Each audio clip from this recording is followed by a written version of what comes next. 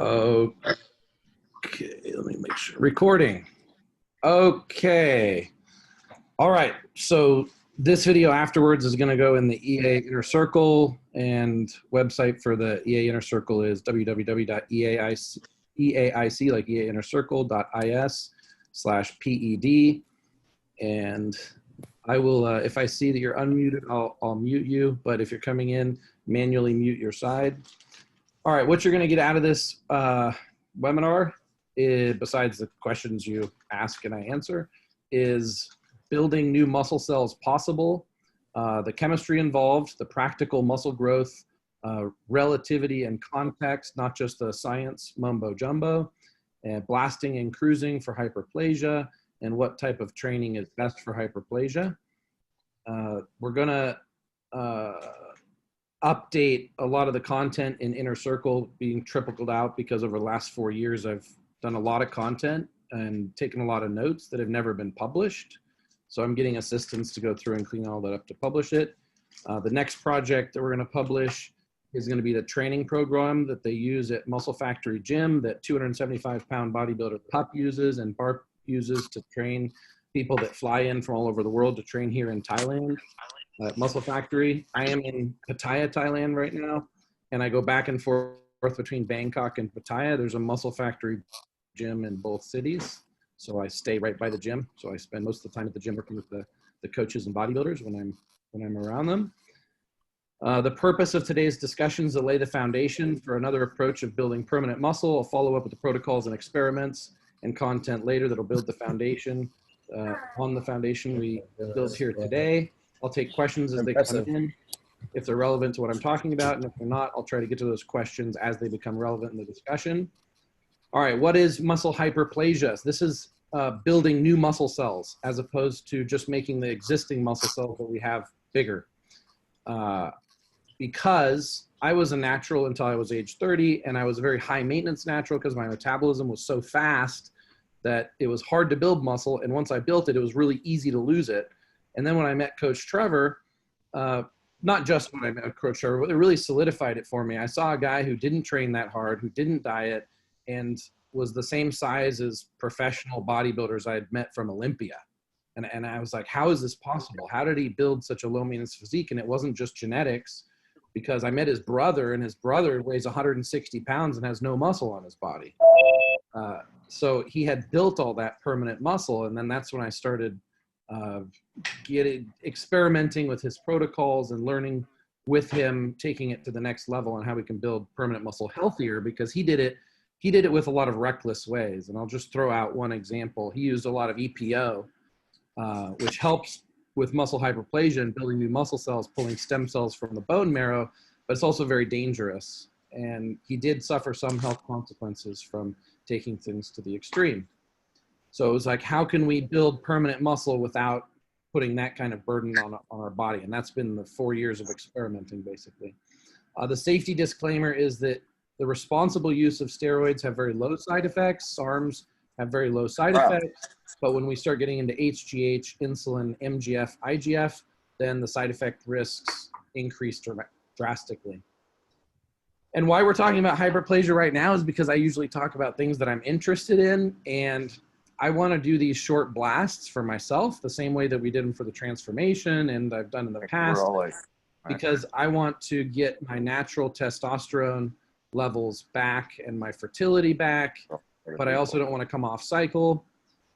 So my strategy is to cruise and then do these short blasts where I use the hyperplasia type protocol to build as much muscle as fast as possible, and hopefully longer lasting muscle. All right, so my perspective comes from, I'm trying to figure out like how I think about things different than other bodybuilding coaches and people in this space. And if I had to label myself, I'd say it's biochemical enhancement physicist. Physicist because I think of the mechanism of how these things work, and I reverse engineer it to get to the heart of how and why things work and keep it relative. So is muscle hyperplasia possible in humans? There aren't many human studies on muscle hyperplasia because you have to kill the subject to see how many muscle fibers there be in, let's say, the right arm versus the left arm. if you were experimenting on one side, or, you know, there's muscle biopsies and things that teach us some data about this, but the best information and studies come from birds, rats, and mice, where they do have muscle hyperplasia. They do build new permanent muscle fibers. And how does this happen? Two main ways is you have a muscle fiber, and on the outside of the muscle fiber, you have satellite cells, sort of like stem cells, getting into the extra cells that can be implemented in the muscle. So those can be incorporated into the muscle fiber, and the muscle fiber can also split. And those are two things we call it sort of on the DNA level when we get into the anabolic matrix. So, and then how do we do that? Well, there's the training and there's the chemistry and nutrition also. For the training, the rat, mice, and bird studies show that heavy weight stretching or a lighter weight for a very long period of time. So in the stretch position of the muscle, you have a lot of tension, and it's creating all these little micro tears, which are stimulating the growth of new muscle cells. Also heavy negatives, and we'll get into arachidonic acid, why that helps activate arachidonic acid, which can help muscle hyperplasia. And then you heard about nucleus training, perhaps, which is where you train the same muscle every single day for a month or something, and or any period of time. You just every day, you're not letting it fully recover. And then you give it a break afterwards. And so you're not actually growing muscle during that time. You're not giving yourself time to repair, but you're creating the need for adaptation, which your body will adapt later.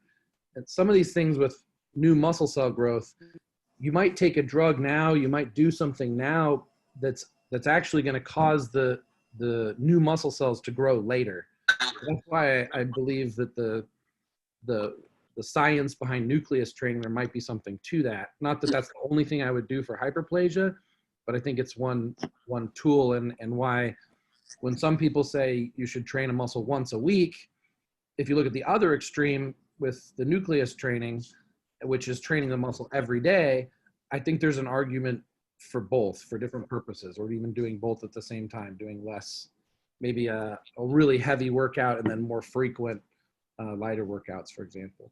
And then we have occlusion training. So when we are training with weights and we're lifting heavier and doing progressive overload, eventually you get to a point, which I did, that you get so strong that your tendons and ligaments can't keep up with the muscles themselves. And occlusion training is a great way to create that same stimulation in the muscle without putting as much tension on the joints, tendons, and ligaments. So we'll do more on occlusion training in the future. And then muscle fiber type differentiation.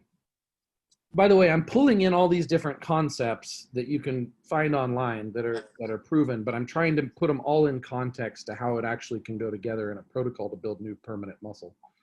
So muscle fiber differentiation, the body has the ability to take to increase the number of muscle cells that are needed based on the stress you're putting on the body. So if you're a power lifter, your body's going to build more fast twitch fibers, not the kind that actually grow a lot of muscle, but the kind that can contract very hard and very quickly. Versus if you're a marathon runner, your body's going to build more muscle fibers and differentiate. The satellite cells and the fiber splitting is all going to go towards that stamina-based muscle. And when we're trying to build as much muscle volume, size as possible, then we're going for a specific type of fast twitch fibers that usually work in the 8 to 12 rep range. So this is why we normally in bodybuilding do sets between 8 to 12 reps, because that's the range that stimulates the type of muscle fibers that are able to grow the largest. All right, the anabolic matrix. So now when we go down the list of, oh, let's see, that's interesting. The green screen takes it out. Okay, so when we go down the list, and this will all be published later in more pretty diagrams, we go down the list of different pathways. So I created the anabolic matrix because I noticed my bodybuilding friends were overemphasizing things like the steroids and ignoring these other growth pathways that became their limiting factor.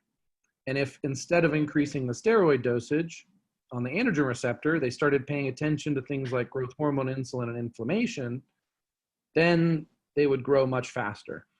And it's my theory that with hyperplasia, we want to attack as many growth pathways as possible. We're trying to force the body to become superhuman. And if you're coming from one angle, then we're going to have to work really hard at that angle and potentially have a lot of side effects and abusing one pathway. And when we're neglecting other pathways, that's what usually people do. So I use this as a checklist.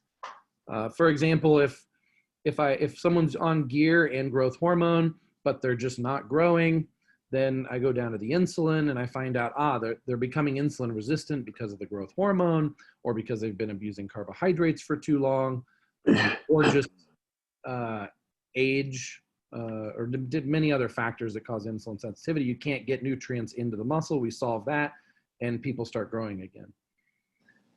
Okay. Now I did have also questions sent ahead of time, but they were a little too outside. I might come back to them in a little bit, but I want to talk about IGF and MGF. So it was always Coach Trevor's theory that, and I believe this to be true, that IGF and MGF, you can't just take them at the same time and expect them to work, because MGF is doing something to prepare the cell for the IGF. HGH is doing something to prepare the cell for both. HGH is the parent peptide that breaks down into all these other peptides. So HGH breaks down into IGF, breaks down into MGF. And it's this sequence that builds the muscle. So we can take something like HGH or IGF or MGF, but if we take just one, it'll work, it'll do things, but it's not as magic as if we take them all together. And I realized this when experimenting with, let's take growth hormone, for example. Growth hormone by itself, okay, a little faster recovery, a little extra fat loss, but it's not miraculous. You add growth hormone plus insulin, and now it becomes miraculous for a number of reasons. Mainly because it converts to IGF. When you have HGH plus insulin and estrogen, then you get more IGF levels, and it's your own natural IGF, which is always better if you can get your body to produce a natural compound. In this case, we can. Similar to if we took MK677, we can produce our own natural growth hormone. That's even better than if we were to inject synthetic growth hormone. So when I was using the growth hormone by itself, not that much of effect. Then I add the insulin plus growth hormone, amazing. Now I block the fat storage, HGH blocks fat storage. IGF increases the nutrient uptake. Actually, HGH increases nutrient uptake of some nutrients, but not all. So actually, if you take just HGH by itself, you're going to increase uptake of certain nutrients and amino acids, but you're going to decrease others. You take insulin, you're going to get the other nutrients that are missing from the shuttling from the HGH, and then together you get IGF, which shuttles even more. It's a magic combination in bodybuilding. Then people take IGF by itself and they say, oh, I didn't really have that good of results. And here's a couple reasons why. I think they didn't take HGH to prepare the cell for the IGF. There's sort of a preparation, like there's certain steps the cell has to take to really make use of it. And when they take the IGF by itself and it's missing that, yes, you can get muscle growth, but it's not absolutely magical. And the second part is the dosage. We heard Rich Piana talk about IGF and how it's all fake, and that if it were real, you could take such a small dosage and it would actually work. We heard Dave Palumbo talk about this, that the dosage should be very low. But in my experience, the bodybuilders that use IGF successfully actually use a really high dosage. I interviewed Pup. I don't think we've published it yet, but I interviewed Pup on his IGF protocol. And I think he was using like 500 micrograms a day or something really, really high. Hold on, I can mute people as it comes up. There we go. So with Pup proved that you could go with a really high dosage of IGF for about let's say 3 weeks until desensitization happens, although I see no reason to go that long, and get tremendous results. Now, he was also taking the HGH and insulin with it. Now we have MGF, mechanogrowth factor. So with IGF, we have the IGF our body naturally produces from the HGH plus insulin, whether it's natural or we're supplementing with it. Then we have IGF-DES, which is very fast acting. We have IGF-LR3, which is very slow acting, which lasts a whole day in the body. Then we have MGF, which is also very fast acting, which gets released in the muscle during exercise, and it's gone. As soon as it hits the bloodstream, it's gone. It's very fragile. It's only meant to be a local growth factor in the muscle that you're actually training. So then they created MGF-PEG, and this is like the IGF-LR3. This is the longer acting version of the MGF, and I think a lot of the reason there's misunderstanding about these things is because if you look up MGF, people are talking about the one that only lasts 30 minutes and that when it hits your bloodstream, it doesn't work anymore. So people say MGF doesn't work, but they're talking about a different MGF than we're using. We're using a long-acting one. And when they're talking about MGF, they're saying you have to inject it locally in the muscle. Well, that's because it doesn't withstand the bloodstream very long. It breaks down. So I'm talking about MGF-PEG and IGF-LR3. Coach Trevor's criticism of IGF-LR3 was that it's not very stable. He liked using IGF-DES. But if he was going to do a blasting protocol on someone, he would have him take IGF-DES 6 times a day because it only lasts 30 minutes. So instead of doing the 6 shots per day, what I prefer to do with these peptides is to do very short alternating cycles with them. So if we can't have MGF and IGF present in the muscle in the same time and be working, we want to be sometimes on MGF and sometimes on IGF. Ultimately, you do that within 1 day.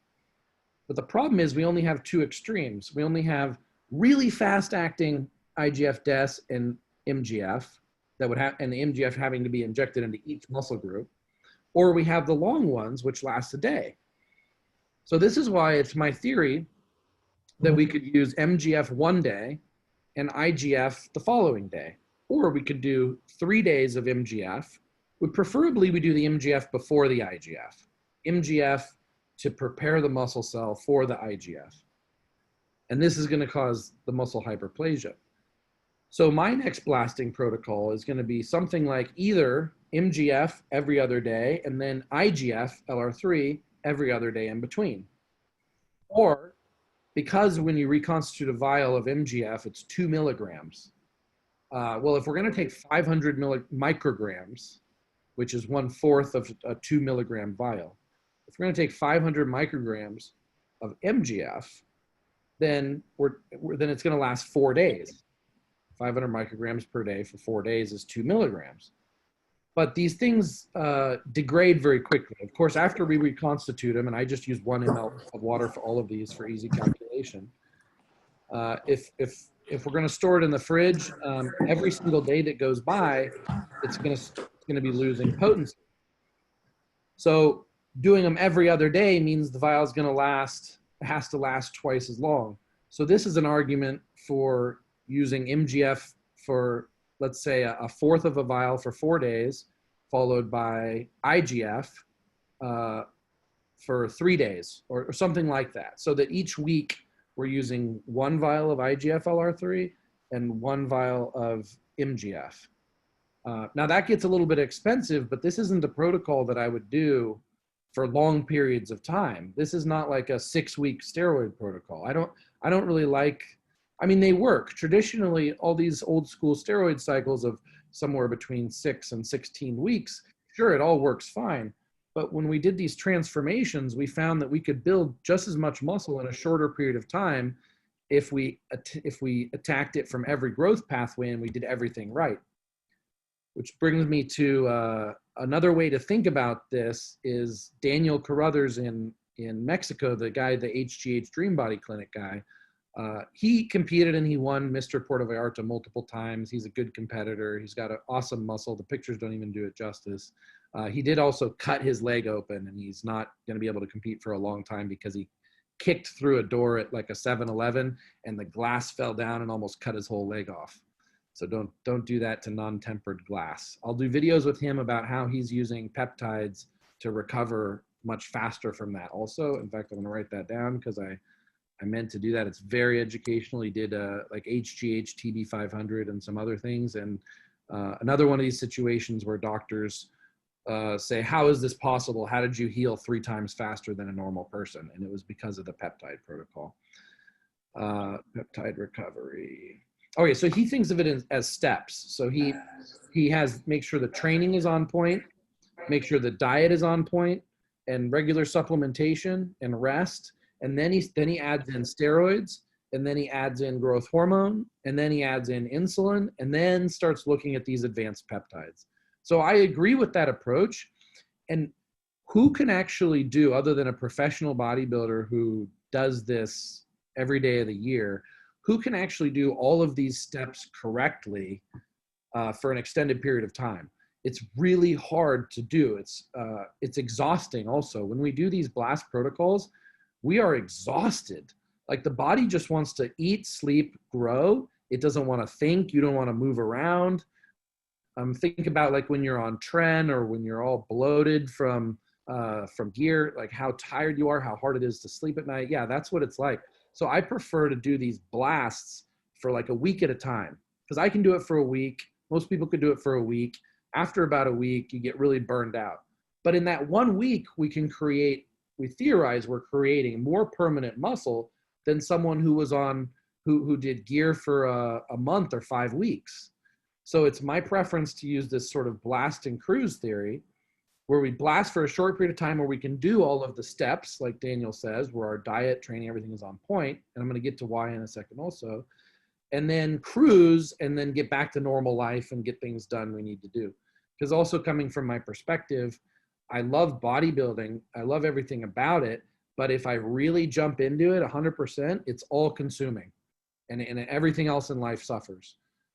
So would I rather kind of half-ass it all the time? Or would I rather give it 100% for a short period of time, then come back and address other things in my life? So that's the approach I would rather do now.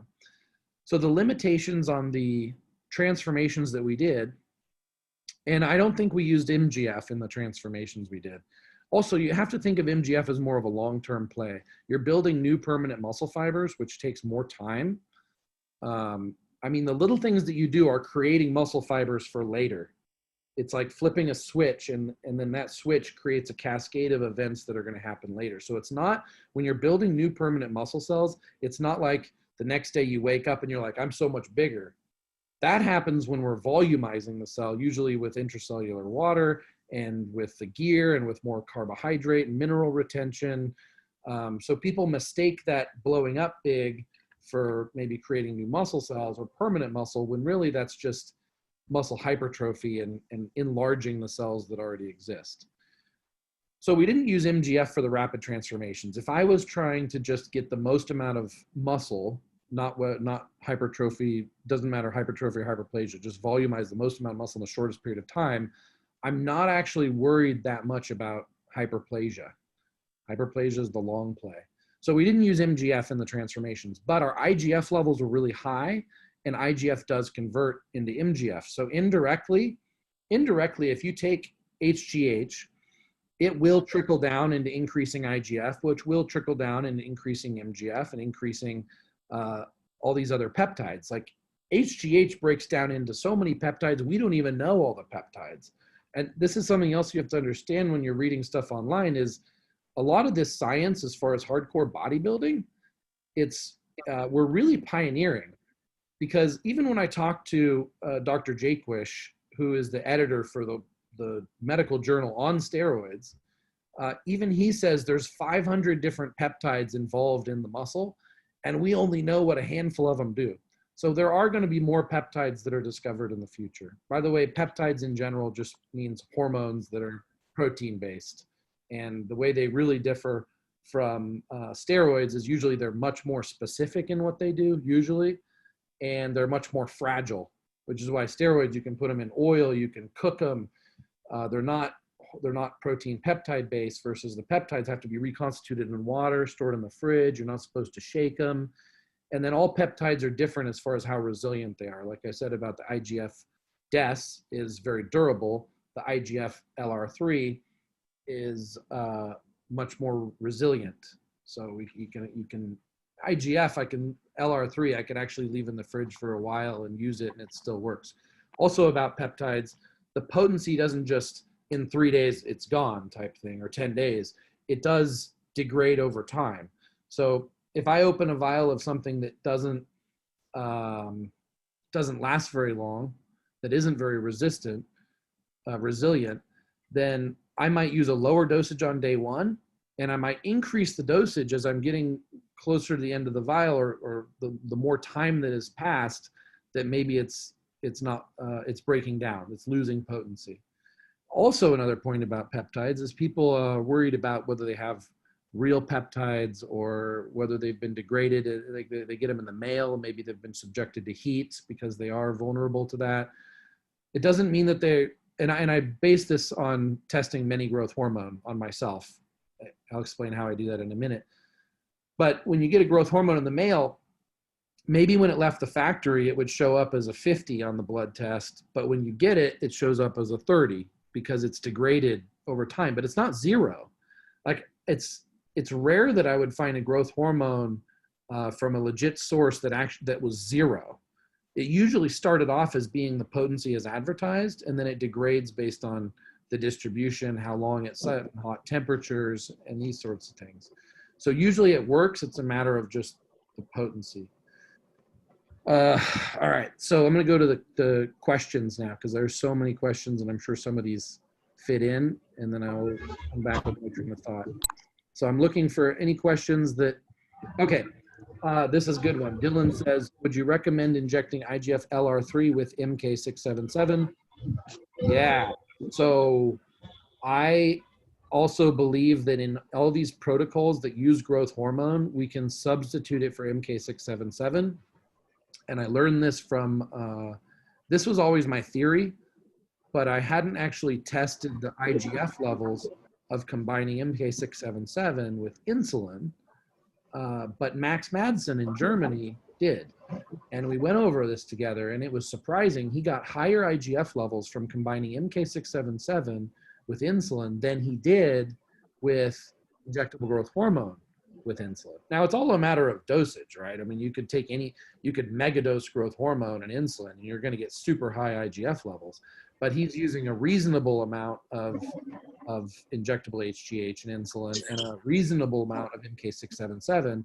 And the MK677 and insulin combo produced more IGF than the HGH. Plus, because I'm using the HGH to set the stage for the cell for muscle hyperplasia, I might as well just take MK677 in the morning. Like on the day that I'm going to take the IGF, I just take the MK677 in the morning, and then later during the day, I'll take the IGF, pre-workout, let's say. Even though it lasts 24 hours, the LR3, technically I could make it in the morning first. It's just that I just wanted the HGH present first. All right, so that answers Dylan's question. Next, Christian says, so MK677 and slim pills work the same. If so, what doses would be appropriate? Okay, MK677 is an oral growth hormone secretagogue, and slim pills works on the insulin pathway. So there's two different pathways. What the HGH pathway and the insulin pathway have in common is that they do shuttle nutrients into the cell, different nutrients.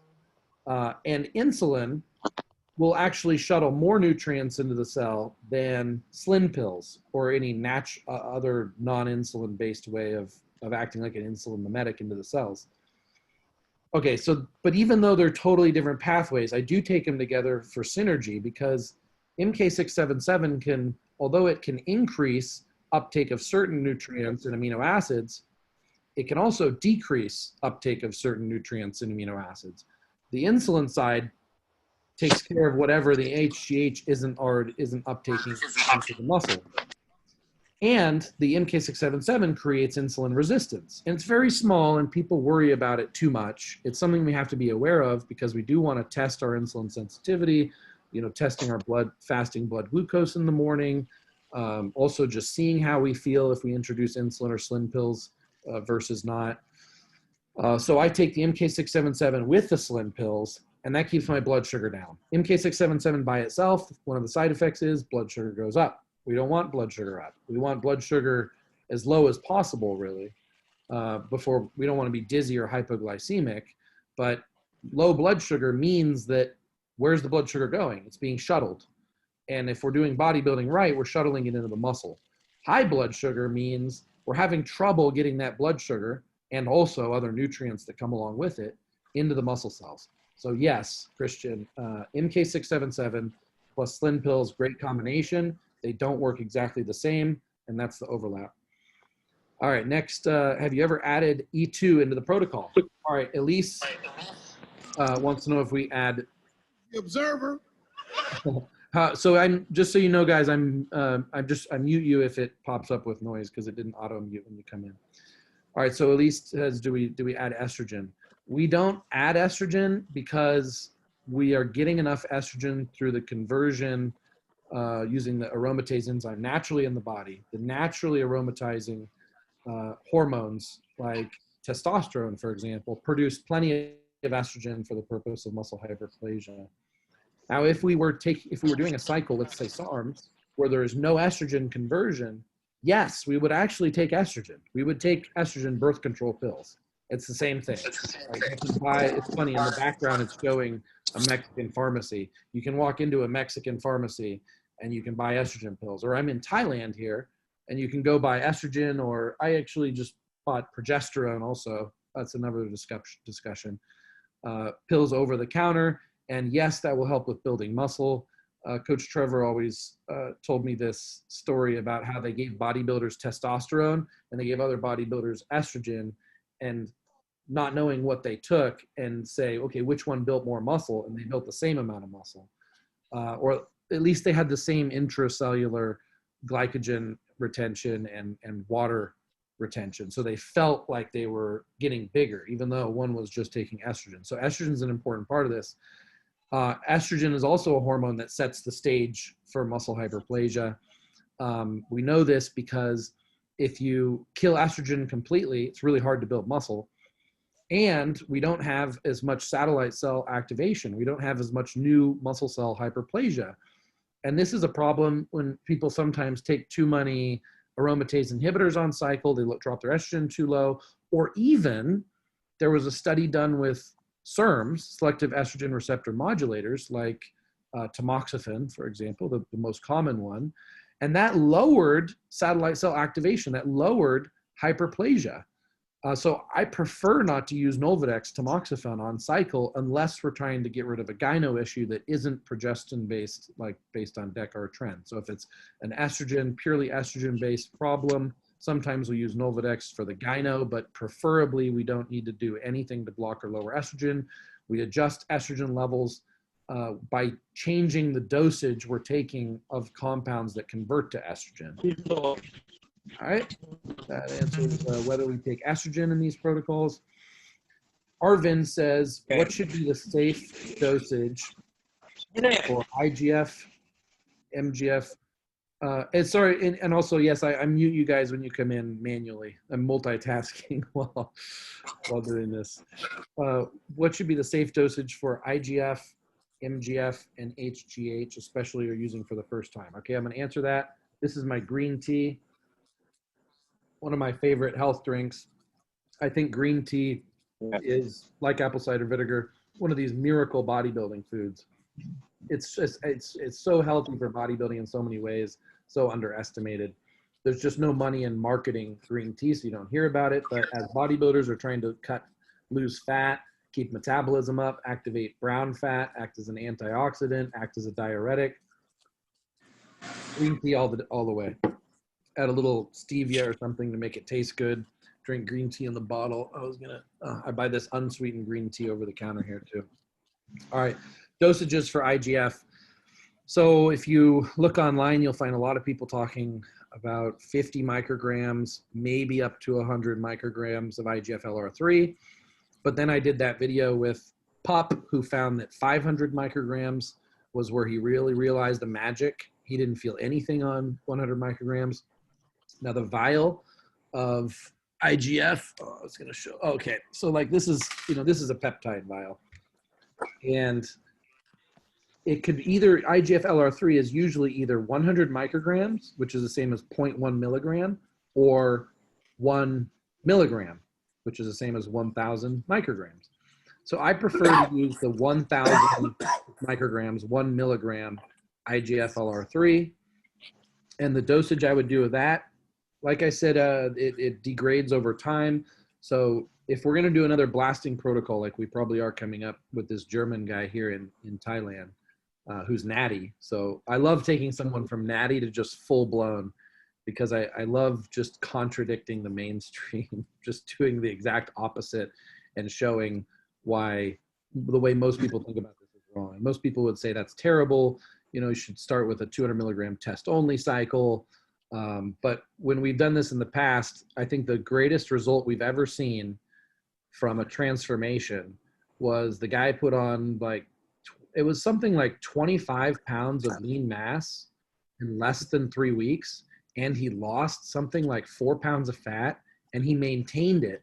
He maintained it because he was so far below his potential, because he'd never been on gear before. And obviously when you do a first cycle, you're going to grow the most, right? So I would love to take this German guy. I hope he does do this protocol, and I can publish for you guys exactly what he takes and exactly what the results are. But I would put him on, since we're going to do just a short blast, I'd put him on 200 micrograms of IGF.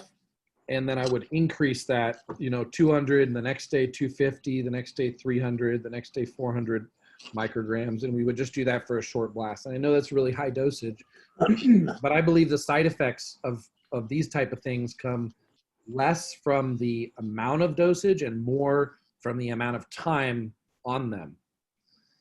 And if we do a short blast, it's not enough time for a lot of the major side effects to surface. Okay, so that answers Arvin's questions about IGF dosage. MGF dosage is the same general idea. I think 500 micrograms is a decent, relatively high dosage.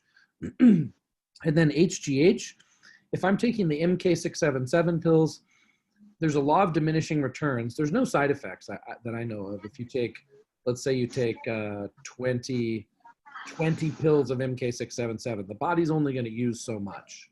It's not like it's going to become toxic or anything. So 2 pills of MK677 is probably the sweet spot where your body's using 100% of it. Once you get up to 3, 4, 5, then the diminishing returns come in. So if we're trying to save money, then 2 pills of MK677. If we're just doing health and longevity and injury repair over a long period of time, then 1 pill. And I'm talking 10 milligram pills of MK677. And if we're doing this blast, because water retention is going to be a major side effect of doing these blasts as HGH levels go up.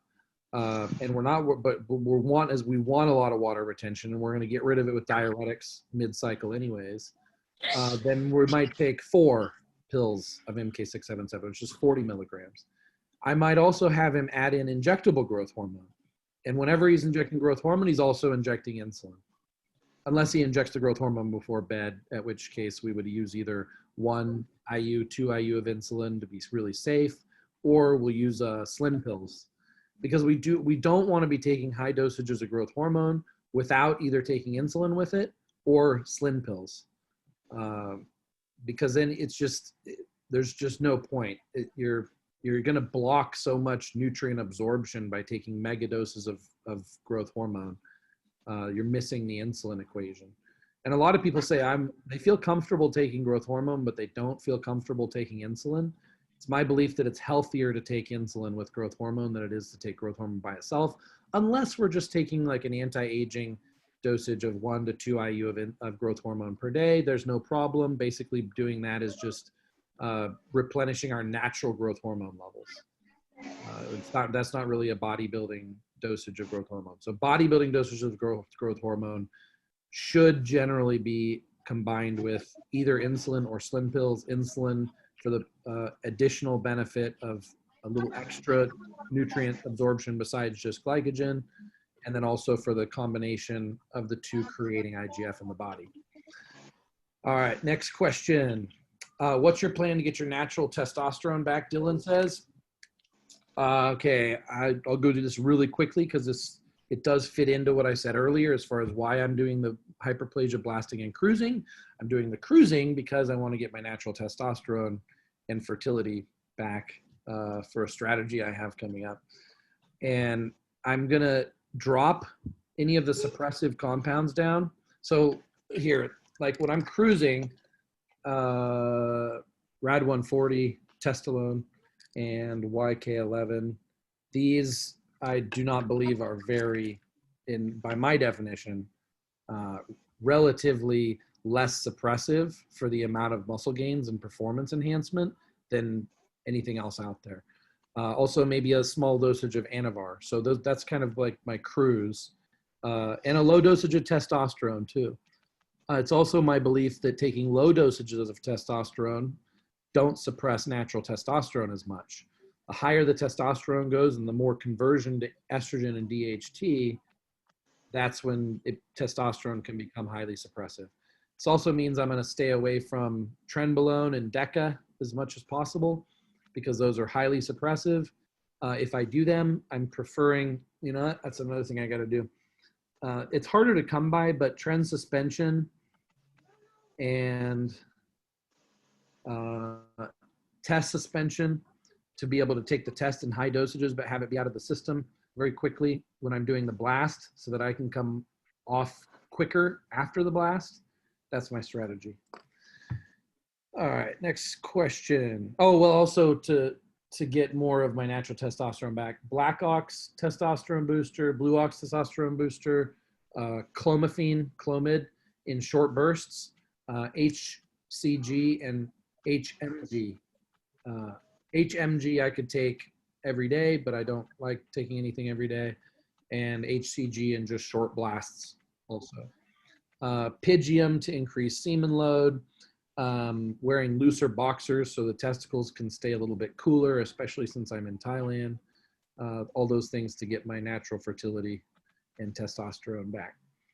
Okay, JP says DNP user and still alive. Congratulations. Yeah, I think with the DNP, it's one of the reasons I started out with talking about DNP is because I wanted to shatter what the mainstream was trying to put forward and trying to frame DNP as. I think a lot of the information was really inaccurate. When you look at the science of it, I think DNP is still a miracle drug. Yes, deadly, dangerous if overdosed, but when used properly, remarkably safe with a lot of health benefits. All right. No, not creatine. Okay, creatine. Since someone mentioned creatine in the question, I'm going to come back to the anabolic matrix. We are talking about muscle hyperplasia today. I do believe that volumizing the muscle helps with muscle hyperplasia a lot.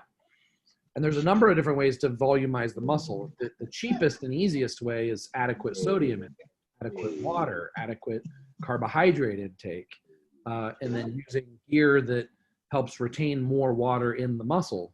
Something like a DECA, Anadrol, D-ball, these things just blow up the muscle with water very quickly.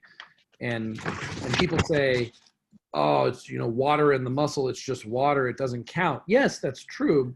And I'm concerned mostly with the long-term effects of these things, not necessarily the short-term, unless I just want to look huge for a specific date and time. But the volumizing of the muscle itself builds muscle. There's a reason. Like, one of the theories of using even things like synthol is to stretch the fascia and create that space in the muscle so that more muscle can be built. So you have muscle fascia stretching, you have the volumization of the muscle as far as pushing more nutrients in, more blood flow in, and just stretching everything out. And I believe in all that. When I spend time with, I don't think a lot of people get to see these pro bodybuilders off season, what they really look like, you know, because what happens is they show themselves when they look awesome. And a lot of these bodybuilders don't really show themselves. They're very self-conscious when they look all fat and bloated. but some of them look really fat and bloated. And it looks like almost they're fat, but they're not. It's a lot of water. They're just very like a Michelin man, like that tired blimp guy, or like the Ghostbusters puff guy. They just look bloated. And I think it helps a lot. And I think there's a reason why they do it. And things like IGF, HGH, insulin, and the gear that causes mineral retention all contribute to that bloated look. And I think they do it for a reason, because it works.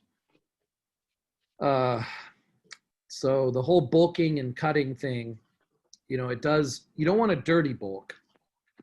It's more like we want to bulk to volumize the muscle and hold as much water in the muscle as possible. And then the cutting, yes, there's fat loss, but it's also a lot about getting water off. I think it also, with working with all these pro bodybuilders, water has a lot more to do with things than people realize.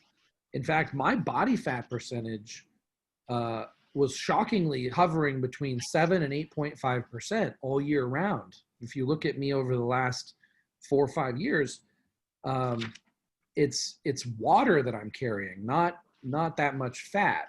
So when I want to look really awesome, all I got to do is shed that water. Sauna, diuretic, right? So potassium loading, then sodium to pull the water into the muscle and out from the sub-Q, decreasing compounds that hold water retention. So this is what bodybuilders are doing. But so we want to think hydrate, superhydrate, blow up the muscle, and then get the water off later. And yes, fat sort of follows the same thing.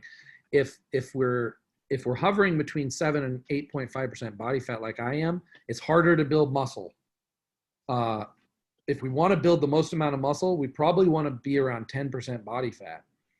The lower the body fat we are, it probably means we're not eating enough calories. When we did these rapid transformations for the Enhanced 2 movie, most of us lost body fat, and we were eating as much as we possibly could. That means we weren't eating enough. That means we would have gained more muscle if we would have eaten more. But the thing is, we were eating so much solid food, we couldn't eat any more food.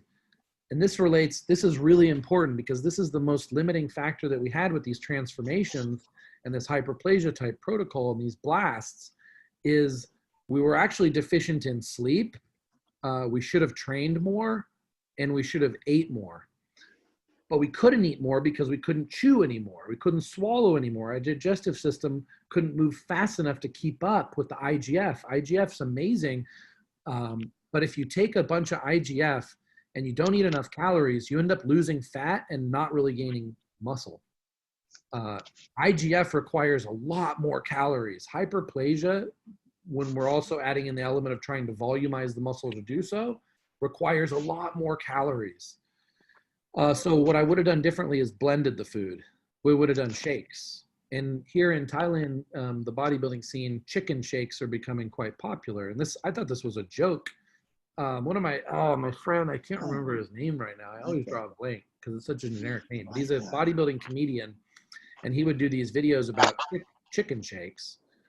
And I thought he was just trying to gross us out. You know, boil chicken, put it in the blender with fruit or whatever else, and drink a bunch of chicken breasts. But really, I think it's one of the better types of protein, and it's a really easy way to just pound calories by drinking shakes. Chicken is fairly hypoallergenic, so you can eat a lot of it and not develop a food sensitivity to it. And then also taking in adequate enzymes and probiotics would help with the digestion also. All right, back to the creatine question from Dylan also. So creatine helps us train harder, create more stimulation for muscle growth, and help volumize the muscle more. Of all the supplements that are over the counter, and a lot of them don't work, I think creatine is a good one. I think it's sort of a staple. Now we can get enough creatine. We can get creatine from eating red meat and other meat and things like that. And it's actually a very small amount, but it's highly absorbable. And if you just take the creatine powder by itself, it's not super absorbable. For me, it causes digestive issues. But if you take the creatine with sugar, you get an insulin spike, and it seems to digest much easier. So back in the old days when I started experimenting with creatine, when it first hit the shelf, I think I bought creatine the first week it ever hit the shelf. It was like 24 years ago. And back then you'd take the spoon of creatine monohydrate and it was like big crystals. It wasn't really micronized, and it just tasted like chalk. And then when you add it in, and I would drink it with grape juice, and that helped me get it down, and I felt like my body could make more use of it. The new Carb Tech from Enhanced over there, or the new Carb Tech from Enhanced has creatine in it, 2 different types that, and it's really fine particles. It digests very easily for me. So I do use creatine now through the Carb Tech. All right, James says, hey, Tony, can you teach us how to get a girlfriend? I can teach you how to get the types of girls that I like. I don't know if you like the same type of girls that I like, but I will totally willing to talk about relationships up in another video to people who are interested, to learn from my trial and error and my painful experiences and my current, I would say, success, but it's mostly based on the geographical region that I'm in, that it's easy to be successful in Thailand here. I just finished, we'll call it a cycle of 30 girls in 30 days. And that cost $900. So $900 for 30 girls over 30 days, to give you an idea of what's going on here. No STDs. At the end of the cycle, I just got an STD test done and back, which was shocking, actually. And I got all my blood work done, which I'll do in a separate video about my current status of my blood work, but overall, very healthy. My cholesterol is still terrible, always has been. Genetically, I have bad cholesterol. The gear makes it a lot worse. Okay, next from Trenman says, I have BPC 157 and I haven't ever refrigerated it since I reconstituted it. It's been reconstituted for a couple months. Is it not potent now? I don't know. I don't know how resilient BPC 157 is, because I've always used it very soon after reconstituting it. If it's been reconstituted for a couple months, I'd be a little bit nervous, though, that bacteria has grown in it, because it is water-based and it's not likely that there's preservatives in it. I'd be a little nervous to inject it knowing the possibility of bacterial growth, because if you punctured the top, then some small amount of bacteria could get in. And yes, the refrigerator slows the bacteria. Think about if you put food out on the counter, it goes bad very quickly. You put food in the refrigerator, it lasts a long time. The same thing is happening with the peptide. So imagine like bacteria is still growing, just slower when it's in the refrigerator. So I would be a little bit nervous to use it for that reason. From Joseph, accidentally left unopened MK677 in the car for multiple days in 100-degree. MK677 is probably still potent. MK677 is very resilient. I've also left my MK677 in the car. Let's see, before it would be in the car, now in the hot gym. You can put them in my fanny pack walking around, and I noticed they still work. Washed asks, just gear MK677 and insulin if budget is the issue.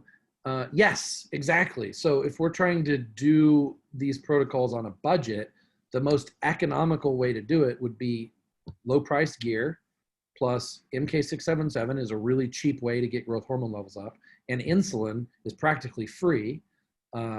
Here, I think it's like $12 for a vial of Humalog that would last someone months. So yeah, that's a really cheap, like for someone for $200 a month, just gear, MK677 and insulin is probably the most you can get with the least amount of money. All right, James said, any recommendations for products for organ health? Well, because your question is so general about organs in general, you'd have to look at things that are really systemic. So anything that lowers inflammation, increases blood flow, antioxidants, that would be the realm of things to increase overall organ health. If you want to talk specifically about an organ, then there's something you could take for each individual organ. In bodybuilding, we're usually thinking about the heart, the kidneys, the liver, the pancreas. So like pancreas would be actually using insulin can help the pancreas, using slim pills can help the pancreas, cycling carbs. For liver, N-acetylcysteine, TUDCA, milk thistle, even though milk thistle doesn't get much attention now, and there is a study showing that's anti-anabolic, I still think it's effective, but the TUDCA being number one. And and just taking in less toxins in general, like less toxic processed foods, less chemicals, things like that. Those add up to stress on the alcohol, for example, add up to stress on the liver and the kidneys, depending on which pathway the specific drug or toxin goes through. The best supplement for kidneys is water. Water cleans the kidneys like a filter. Like without water, things just get stuck in the filter, kidneys break.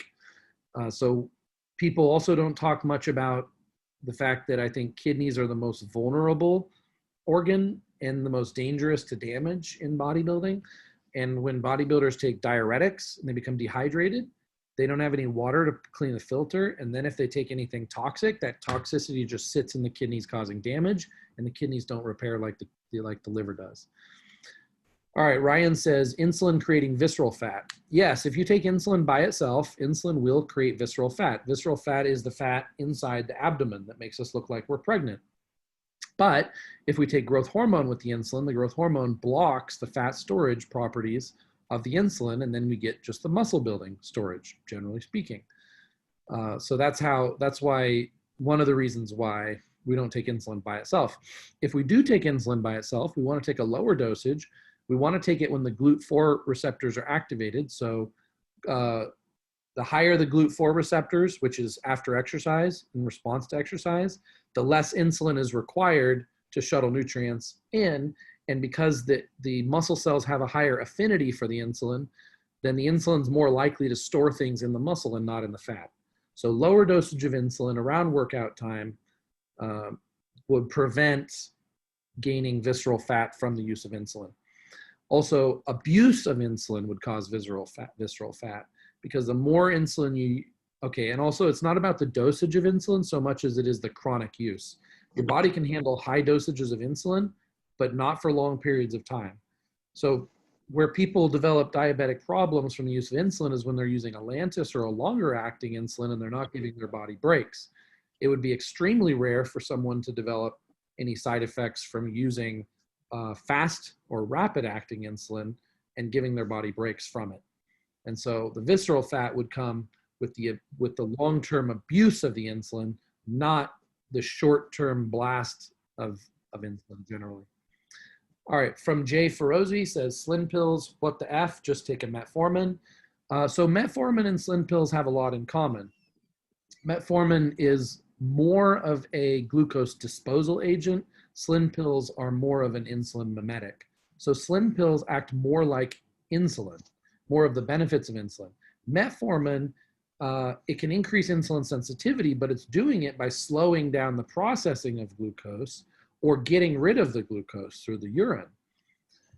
So metformin is not as anabolic. Actually, let's put it this way. Yeah, metformin is not anabolic in and of itself because it's equally anti-anabolic as it's anabolic. But the use of metformin can help get insulin sensitivity back, and regaining insulin sensitivity is anabolic. But metformin also, it's a great longevity drug, also lowers IGF. So that's another reason why it's an anti-anabolic. So that's why slim pills were developed specifically to have all the benefits of metformin for bodybuilding with none of the side effects of metformin against bodybuilding. But metformin is still good. No problem with metformin. It's just not, it's like you're prioritizing health and longevity over bodybuilding. Can still use it. JSAR says, is prolactin reading of 277 per ml considered high while using MK677? Prolactin, I don't know. That measurement seems, I don't understand the measurement. I know my prolactin levels were as low as 0, and my normal is around 11. Craig Goliath had really high prolactin levels. He was outside of the normal range, high, which made me want to research prolactin more, and maybe it has a role in muscle growth. Maybe that's one of his genetic advantages. He is the world's largest bodybuilder, or close to it. So maybe that 277, maybe the measurement is different. Maybe you have a 27.7 if we carried the decimal over one. Oh, it says range 90 to 400. Yeah, I just don't understand the range. That range sounds more like an IGF range. I think you're referring to IGF, not prolactin. And if so, 277, depending on your age, is actually a pretty high IGF level. That would make total sense if you were referring to IGF, not prolactin. With these 3 blasts, did you use the same PEDs with females, Elise says. No, we use different PEDs for females because with females, we're concerned mostly with, we don't want them to have masculinizing side effects. We don't want a deeper voice, facial hair, rougher skin, you know, all the things that happen to a woman when they take highly androgenic compounds. So women, we use more SARMs. We actually use very little gear with women. All right, Raf says, why not add YK11? Yes, Raf, YK11 is a myostatin inhibitor primarily. It is a SARM. It's not really a hyperplasia drug. It's more of a hypertrophy drug, but it does address one of the pathways. So when we're trying to eliminate limiting factors for someone who has a higher myostatin level because they've already gained a lot of muscle or they've had cycle for a while, they hit a plateau, YK11 can be a godsend. For the short blasts, we did actually use YK11 just because we wanted to attack it from every pathway. So we were addressing as many of these pathways as possible when we were doing the transformations, and YK11 was the most cost-effective and proven way to address the myostatin pathway. Next question. What do you think about JP says, what do you think about MK677 with Slim pills? Will Slim pills reduce the hunger caused by MK677? Good question. I don't know if it'll reduce the hunger. I actually am not sure exactly why my hunger varies so much from time to time taking MK677, but it's possible. Here's why it's possible it could decrease the hunger, and maybe why sometimes I feel like the hunger is very mild versus sometimes it's out of control, is when you take MK677, blood sugar rises. The Slim pills lower blood sugar. Now, when I eat a lot of carbs, if I go keto on MK677, I actually don't get these crazy hunger. As soon as I start eating carbs, I get even more hungry. And what's weird in my body is when my blood sugar goes up, I actually crave more carbs. Or if my blood sugar is like really low. So I don't crave carbs when my blood sugar is in the optimal range of between 80 and 95. But if I take MK677, my blood sugar would go up just a little bit. And if I eat carbs, it's going to go up a lot more. And then I start craving carbs even more. So it's possible that by taking the Slim pills, the MK677, by lowering blood glucose, then hunger also drops. You lower blood glucose too much, and then you get really hungry also, though. If you lower blood glucose to something like 60, then you start getting like a little lightheaded and dizzy and just like hungry, and all you can think about is food because your body's telling you to bring your blood sugar up and you need to have some carbs. All right, next from Jason. A few years ago, your EA MK677 healed an old ankle injury that I was experiencing for many years. MK677 is shit. Yes, MK677 has helped heal a lot of people's injuries who couldn't get them healed through any other means. And this is interesting why more doctors are starting to, on the down low, recommend MK677 more now. But it's shocking to me that it's taken this long for even some of them to recommend it when so many people I've worked with have had injuries repaired by it, and they go into the doctor and the doctor says, how is it possible that you recovered this injury? And they say MK677. Like, doctors are getting this information, but they choose to ignore it because they can't prescribe it. They don't want the liability for prescribing or recommending it. And if a doctor does anything against the physician's desk guide, they're subjecting themselves to losing their license or a lawsuit, which is why, unfortunately, the medical system in Western medicine sucks so much. Doctors, even if they know the right information, are not allowed to tell you, or they'll get sued and lose their license. What is the safe beginning dosage of yohimbine? James says, I have yohimbine right here. These are 5 milligram, and I always start someone on 5 milligrams because sometimes people are very sensitive to it. They get very lightheaded, their blood pressure becomes sporadic, they start sweating. And then some people take 5 milligrams, they don't even feel it. So the sensitivity varies a lot. Now, if I'm trying to, like, if I'm trying to get ready for a show really quickly, I'm trying to get the dosage up to 20 milligrams of yohimbine per day, whether that's across 2 dosages, 4 dosages, whatever. I just try to get in at least 20 milligrams per day. But I don't start there. If I haven't taken yohimbine for a while, I start at 5 milligrams on day 1. Day 2, I go up to 10, and I'm just increasing it until I feel uncomfortable, and I assess my dosage. But 5 milligrams is the starting point. And I wouldn't recommend taking it before weightlifting, because it can mess with blood sugar and make you feel like you're going hypoglycemic. And there's no performance enhancing benefits for weightlifting. But for cardio, it's amazing. Like, it's almost like a euphoric, can almost rise to the level of a psychedelic feeling.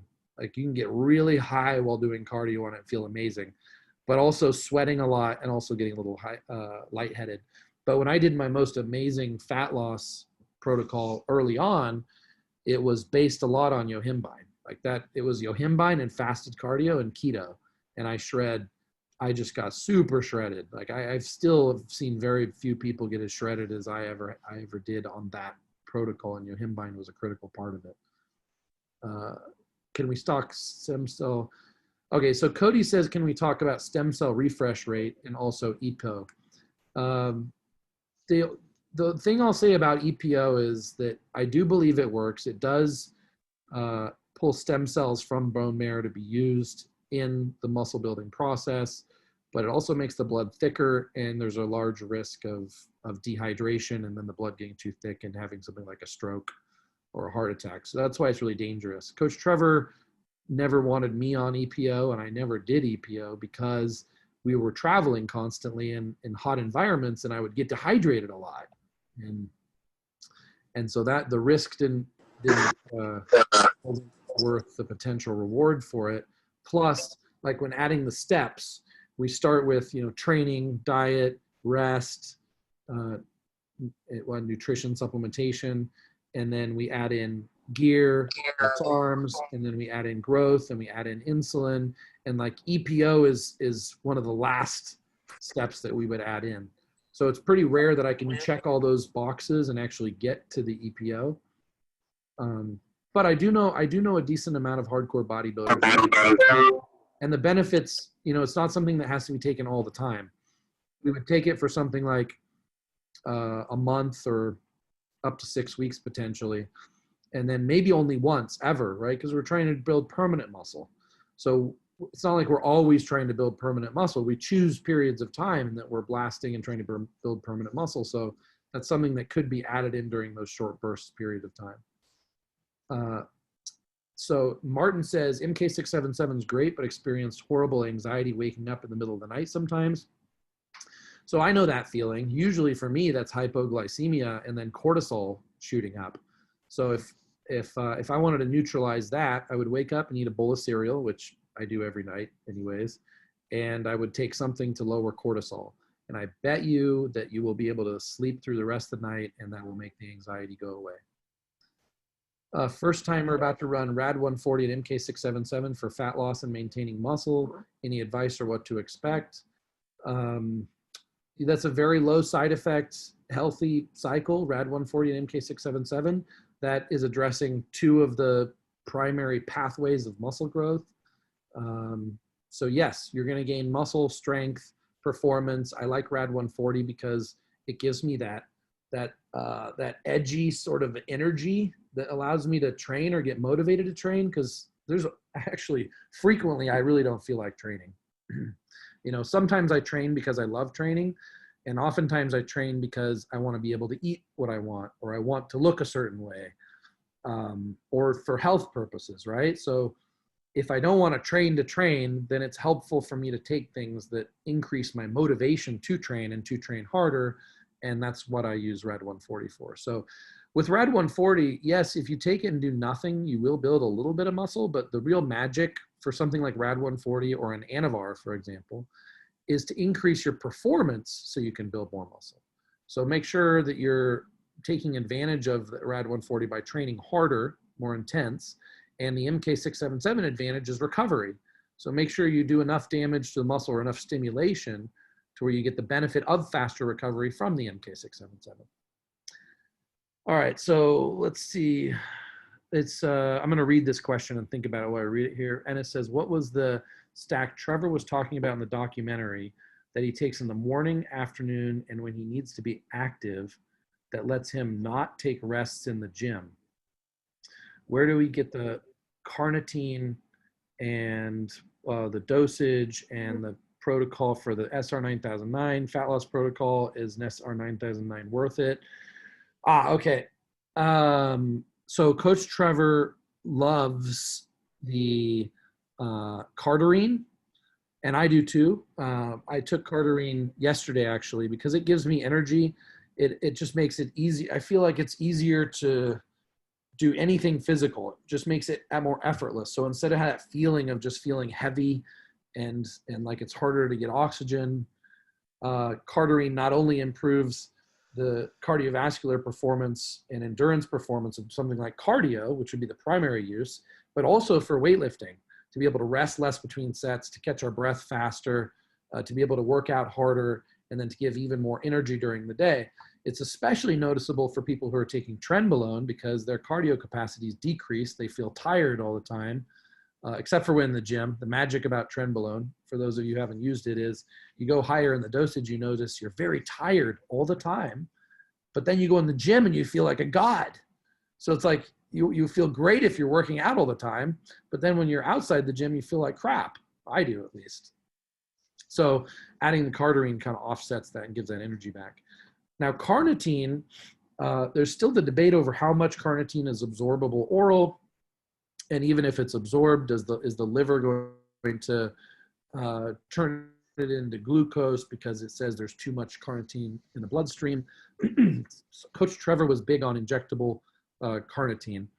Now, right now, I don't feel, I talk about what I personally do because, you know, I could talk for hours about the science, but if you know what I personally do, we can backtrack much faster. So I personally am using carnitine, but I just take a few carnitine pills a day and I drink some of the carnitine drink because it tastes good. So even injecting the carnitine is much more effective. I still do believe there is some benefit to taking carnitine. I did read a study the other day where 4 grams of L-carnitine L-tartrate, which is usually the form of carnitine that everybody's using anyways, is enough to help sensitize androgen receptors in the muscle. That's one of the reasons why we would inject it. When we would inject it, we'd also inject it with insulin. But I just don't feel like doing that many injections, which is why I'm not doing it right now. And then SR9009, we had a lot of people take oral SR9009 and say that they felt an increase in endurance. Now, when you inject it, there's no question it works. But I injected like 100 milligrams to see what would happen. And what happened to me is I felt a lot of endurance. I felt like my metabolism was on fire. But I also felt like I was on T3. Like my muscles just couldn't keep up with the metabolism. And this happens to me also when I take a huge amount of gear. So I think it's great for weight loss, but I think it's not so good for weightlifting. But Coach Trevor liked taking it to give him more stamina to work out because Coach Trevor goes in bursts. Like he doesn't train for a long time and then he goes in the gym and he actually does want to train hard, but he's like out of shape. So he gets, he does get exhausted. So when he takes something like a cardarine or injects SR9009, then he has the energy to train harder.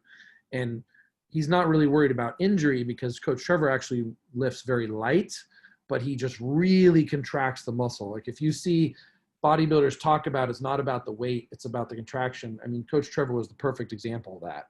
He would not use heavy weight, but he would have constant resistance and he would be squeezing the muscle, almost like the weight's not even there, almost like he's just squeezing the muscle himself.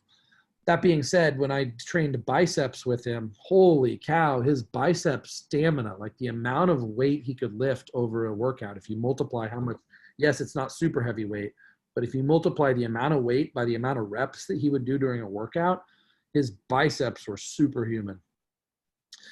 All right, next question. Ennis says, would HGH and MK677 work effectively together? For example, 3 IU HGH, 6 a.m. wake up, which is 2 hours before workout, 3 IU HGH post-workout, 10 a.m., 20 milligrams of MK677 bedtime. Would this help eliminate desensitization of the natural? Okay, so I know what he's asking. I'll answer it in a way that I think benefits the most people. Yes, you can combine MK677 and injectable growth hormone. In fact, I think this is probably one of the best ways to do it, which is to blast the growth hormone and insulin around the workout time, but then take the MK677 to have growth hormone high all day, every day during a blast. That doesn't mean we want growth hormone levels chronically high for months at a time. I mean, we can do that, and people do that, but I think it would just be healthier to cycle off and give our body a break from the HGH pathway every once in a while. So yes, I would combine the injectable growth hormone with the MK677.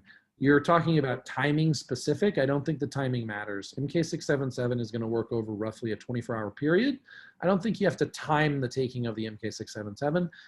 The caveat is that if I'm going to start a blasting cycle and I prefer the MK677 be in my system before the IGF and the insulin. So on day one, one of the first things I would take in the morning or even the night before is the MK677 to prepare my body for the other compounds. Christian says 0.75 milligrams of Sustanon every 10 days is good. Oh, that's a really low dose. So that's like the lowest TRT dose. Yeah, so that's not bodybuilding dosages, but that is, health and longevity dosages. Oh, by the way, I wanted to do a video about people being deficient in steroids. See, I love picking the headlines and the theories that disrupt the mainstream or upset people because I think as we age, one way to say it is we're deficient in steroids. Okay, using anabolic test, will you still use Black Ox or Blue Ox? All right, so Galaxy wants to know if I'll still use natural testosterone boosters while I'm using testosterone. Yes, for a number of reasons. Obviously, it's more important during PCT, or it's more important for someone who has low testosterone who wants to get their natural testosterone up without injecting testosterone. But I still use Blue Ox and Black Ox on cycle. The Black Ox, because it balances a lot of other hormones. It has hormone precursors. It actually helps balance estrogen. It has DHEA, and it acts as a aphrodisiac, stimulates libido. And I feel like it also, this is debatable, but I feel like when I take PCT stuff on cycle for short bursts, I feel like it must have some benefit to increasing my body's natural testosterone building abilities. If not at that moment, then at least to prevent so much testicular atrophy, so that if I do come off or I do lower the androgens, my body will be more able to produce natural testosterone. And then also the Blue Ox has a lot of other nutrients in it, just like a male support formula for natural testosterone production, but also other things that are helpful in bodybuilding as well. So I personally do take both, but it's a matter of how much we can afford, because as someone asked earlier, if we wanted to just do the most economical thing ever, it's just gear, growth, or gear, MK677, and insulin. And then we add things if we want to increase our health, if we want to make faster progress, less side effects. All right, how would you combine, James says, how would you combine 24 and 48-hour fast with slim pills to get cut for a shoot? Okay. So I actually like using insulin mimetics or glucose disposal agents to get my body into keto faster. If we lower, it's my theory that if we lower our blood sugar, not enough to go hypoglycemic, but enough to force our body to be using fat for fuel, because we got to get fuel from somewhere, then what I do is let's say for most people to get into a fasted or a keto state, it takes them days to do it. Now, as a bodybuilder, it happens much faster because our metabolism is much faster. And then if I want to get into it even faster, and I use slim pills, and this also helps with like a cheat meal. So let's say we're doing like an intermittent fasting or a cheat meal, and we're on keto, or our body's becoming fat adapted, and we want to carb up so that we so that we stimulate our metabolism again. And so we stop being catabolic and start being anabolic for a short period of time, because my pendulum theory is by going back and forth between both extremes, we get the most extreme results for fat loss and muscle building. Then I'll use the slim pills to get my body back into that state faster, because there's no benefit to being in this middle state where we're not burning fat and we're not building muscle.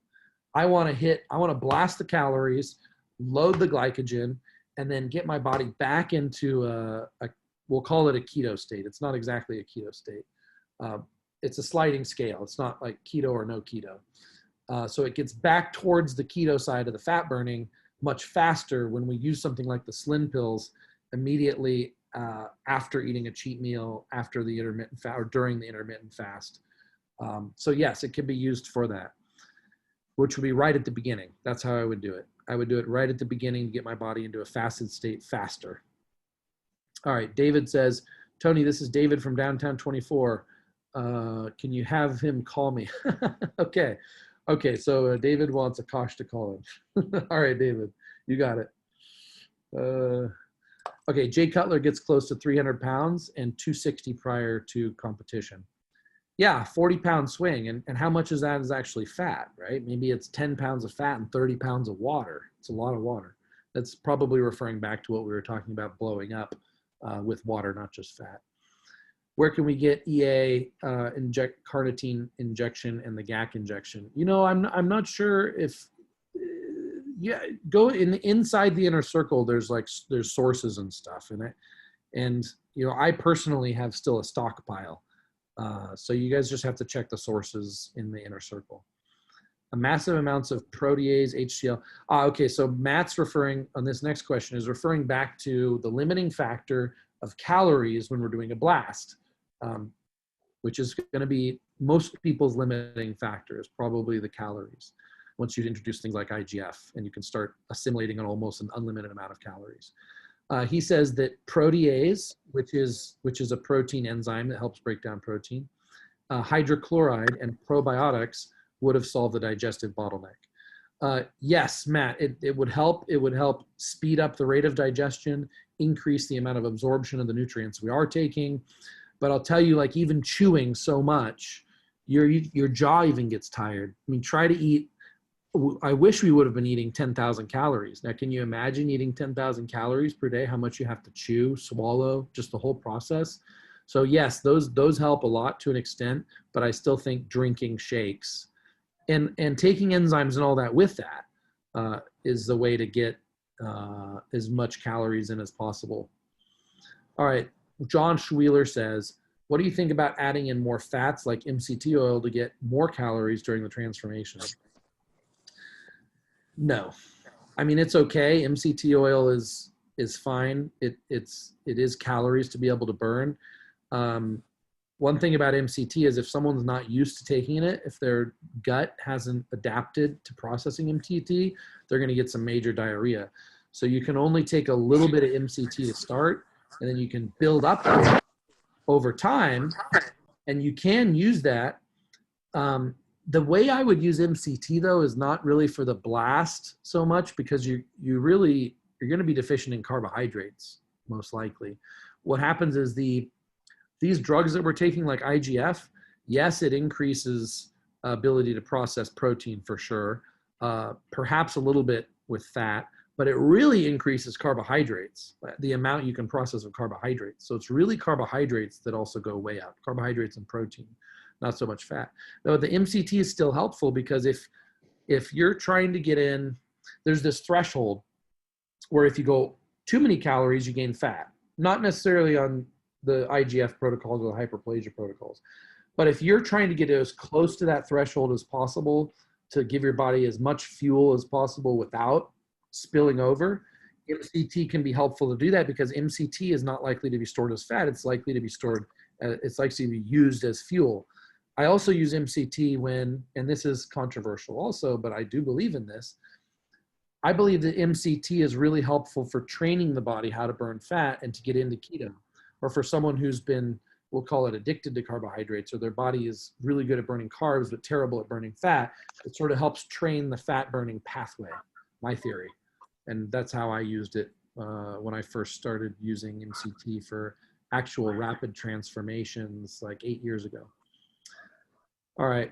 Maddie says, hi, Tony Huge. I know you guys are big proponents of Humulin R with GH. Unfortunately, it's not available. My question is, please suggest the injection time difference with Humalog and with HGH, and how long does it take for the liver to release the IGF after IM or sub-Q injection of GH?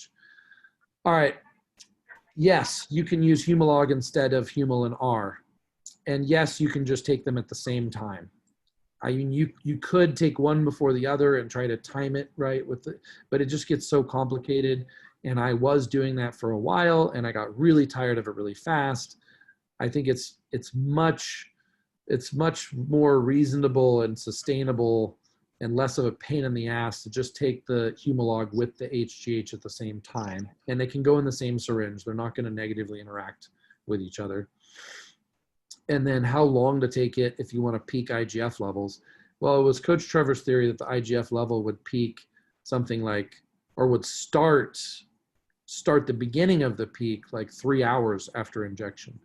So the HGH and the IGF, I mean the HGH and the insulin, there's a benefit to having those present during the workout. And then also having the IGF peak after the workout is great timing. So I liked taking the insulin plus the HGH pre-workout. The problem with that is that it can interfere with some people's workout because your blood sugar levels are going to be all over the place. I mean, the lower dosages, you won't even notice it, but the higher the dosages you get, it becomes really difficult to balance your blood sugar while you're training, because your training will change your blood sugar a lot as well. So if we're doing lower dosage, then doing it before the workout is great. If we're doing a higher dosage to where it's going to interfere with the workout, then post-workout. And don't worry so much about the IGF peak. You're going to be building muscle for 72 hours after the workout anyways. And so you're going to still be getting those peaks within the time that your muscles recovery to help build muscle.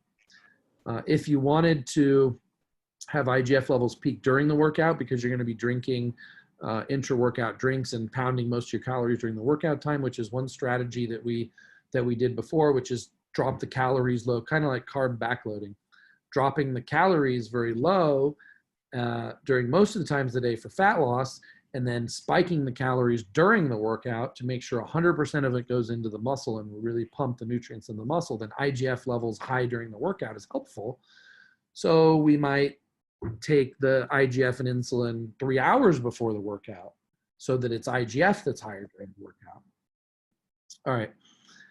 All right. Karan says, have you tried L-carnitine with insulin? Yes. It's a great combination.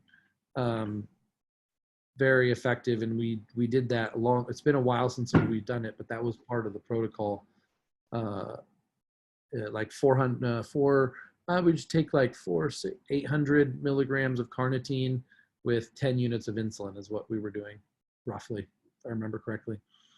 All right, Arvin says, possibilities in study on developing negative effects or cancerous cell by including MK677, what should be the precautions? Okay, if we're worried about cancer and growth hormone levels, then you can get cancer screening tests done. It's not going to detect all types of cancer, but it'll detect a lot of the most common types of cancer. And if you if it shows that you have some type of cancer developing, then obviously you want to be very careful of that and potentially lower your HGH and your IGF levels, because cancer cells grow very quickly, and the IGF and the IGF specifically, IGF and HGH is going to exponentially increase that rate of growth. But a lot of people, the reason why a lot of people get cancer is also a deficiency in the immune system. And one possible reason for a deficiency in the immune system is a deficiency in HGH. So for some people, HGH could actually be anti-cancerous. So it really depends on the person. From Cody, can we talk about stem cell refresh rate? Okay, that's what I talked about with the EPO. And I can get into more of that later, but I got to go through my old notes because EPO information is in protocols that I have in my notes, but it's not on the top of my head because, again, I didn't do it. Just bodybuilders I worked with did EPO, and Coach Trevor coached a lot of people on EPO. All right. Jason says, are you still a believer in giving children, MK677? I'd like to give my 8-year-old MK677 every other day. I do believe MK677 will cause a child to grow taller, bigger, stronger, which I have girls. I don't really want them to be bigger. I think being smaller and is the goal. But if I had a male child with one of these Thai girls here who are very small, yeah, I'd probably give him MK677. And at 8 years old, probably is when I would start doing a low dosage. I am not recommending that. Like, this is a very personal preference, and you know, we don't even know all the potential risks that could come along with it. On the other hand, they do inject kids with growth hormone, which is less healthy than MK677. And they do give them very large dosages as children. And children already have very high levels of growth hormone. So just judging by all of that information, it would seem like it would be pretty safe. Best doses of TB500 and BPC157 to repair tears in the tendon and muscle. What's your protocol? You know, I'm just going to talk about TB500 for 1 second, because Nick and Tegan came up to me yesterday in the gym after using the TB500, and they each used, I think I gave them 2 vials each, if I remember correctly. I think they used 2 vials each within 1 week. And his torn shoulder was repaired in 1 week, and her torn shoulder was repaired. Actually, he had an elbow problem and a shoulder problem. She had a shoulder problem. Both of them repaired in 1 week. So that was pretty remarkable. I think so that maybe they used 2 vials each in one. But I need to interview them and get their exact protocol that they use so I can pass that on. But they didn't even use the BPC 157 for that protocol. So Gary says Humanofort and oligopeptide. Yeah, Humanofort seemed, I don't know. I'm not an expert on it. I did research on it a while back after Jerry Ward told me that he thought more people should be taking it, and it made sense. I don't know why it isn't more popular. It's one of those things that's quite expensive. So, you know, prioritizing what we're choosing, back to the person who said, you know, take just the gear, the growth hormone, the insulin, the MK677, the insulin being like a cheap way to achieve all these goals. Yes. And then, you know, we start adding things on that cost more and more, but have less and less benefit. And I believe Humanofort is somewhere up there. So for most people, it's probably not, the dollars spent on it are probably not as effective as maybe spending money on something that has more of a direct effect on the goals, but it did seem like a very healthy supplement when I did the research later. Eugenio says, what's your opinion regarding ment? That reminds me, I had a friend have some questions I forgot to answer about that. I'll get back to him. Yeah, ment is pretty amazing. Ment, also known as Trustolone. I think my body, as far as the times that I've done transformations, one of the most impressive ones was when I was on ment, but that's also when I got the worst gyno. And I was even taking exemestane every day, 25 milligrams, and it still didn't even keep up with the estrogen conversion on ment.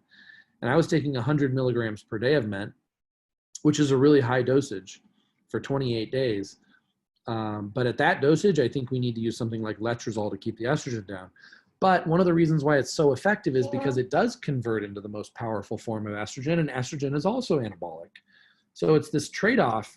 If someone had the gyno surgery, I'd say ment all the way. If someone didn't have the gyno surgery, then, you know, be prepared for a very high maintenance, high gyno risk compound.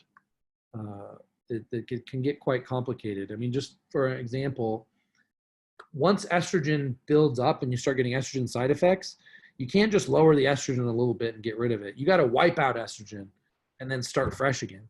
So if I was going to do ment again, I would actually start by taking letrozole before I take the ment, so that the aromatase enzymes are already neutralized, so that when the ment starts peaking, my estrogen is probably deficient, and then the ment will bring it up to with a sustainable amount of estrogen, not to have too many estrogen.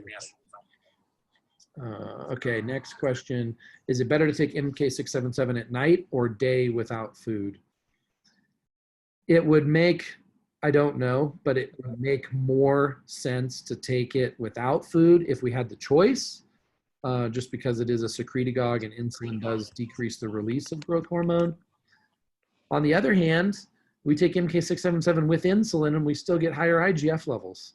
So it's not interfering with it to the same extent as maybe a GHRP2 or a GHRP6 or an ipamorelin. And as far as so that's with or without food, is maybe it doesn't matter, but if it was one or the other, it would probably be without food. For me, I don't care. I just take it. I take it whenever it's convenient. And then is it better to take it night or in day? Well, it depends on the curve and how much the hunger interferes with you. We had a previous question where someone said that the MK677 was causing them to wake up in the middle of the night with anxiety. And I said that was probably because of higher cortisol and lower blood sugar. And if that's the case, then maybe you want to take it in the daytime because you're eating in the daytime. Or if you're a night eater, maybe you want to take it at night so you're eating while you're on it so you don't get those effects. So it's just really individually specific. The wonderful thing is it only lasts a day. So every day you can experiment with different timing and see what's better for you. But the main point I can make is it doesn't really matter, generally speaking, as far as the goal of building muscle or injury repair. It matters more about your preference and comfort. From iPhone, is it better to take MK6? Oh, I just answered that. All right, you're the man. Best way to bring back boost natural T3 after taking 50 micrograms for 2 years. Best way to increase metabolism, so can generally eat more calories. Okay, so how do we PCT for T3? Before I started taking T4, I was using over-the-counter thyroid boosting supplements, and they worked. Things like taking in more iodine. There's a theory that bodybuilders are deficient in iodine, and iodine is one of the most important nutrients for your thyroid. But now we use T4. So we take 100 to 200 micrograms of T4. It doesn't really matter the dosage because the body's not going to use what it doesn't need. But T4 is a precursor to T3, and it'll help keep natural levels of T3 higher with, I've never seen any side effects from T4. So there's no reason not to take it after a PCT. Again, the disclaimer here is none of this is medical, legal, or any other type of advice, okay? This is just my experience and my theoretical analysis of bodybuilding chemistry. All right, best way to increase metabolism so can generally eat more calories.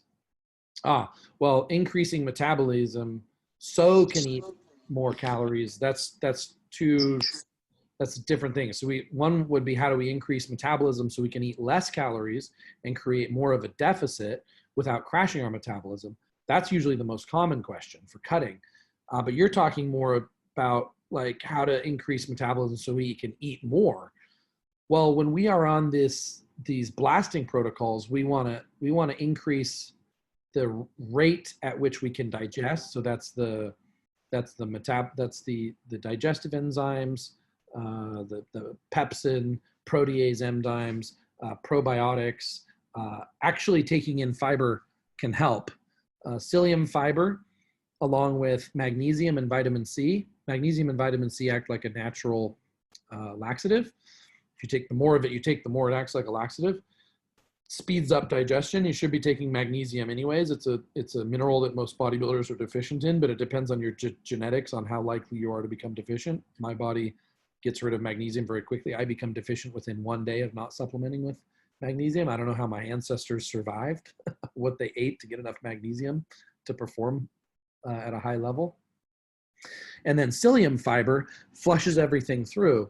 But if you drink enough water with it, if you don't drink enough water with it, it'll act like cement and it'll actually cause you to be constipated. But if you take those 3 things, magnesium, vitamin C, and psyllium, that'll help flush everything through. So you got a fresh start with your digestive system. I would do that at least once a day, like before bed, so that in the morning you wake out, you flush out, your digestive system's ready for a whole other day of eating. The T3, which you were already taking before, T3 also helps speed up metabolism. I believe 50 micrograms is the sweet spot to where we're speeding up metabolism. Not just speeding up metabolism for fat loss, but also protein synthesis and building muscle.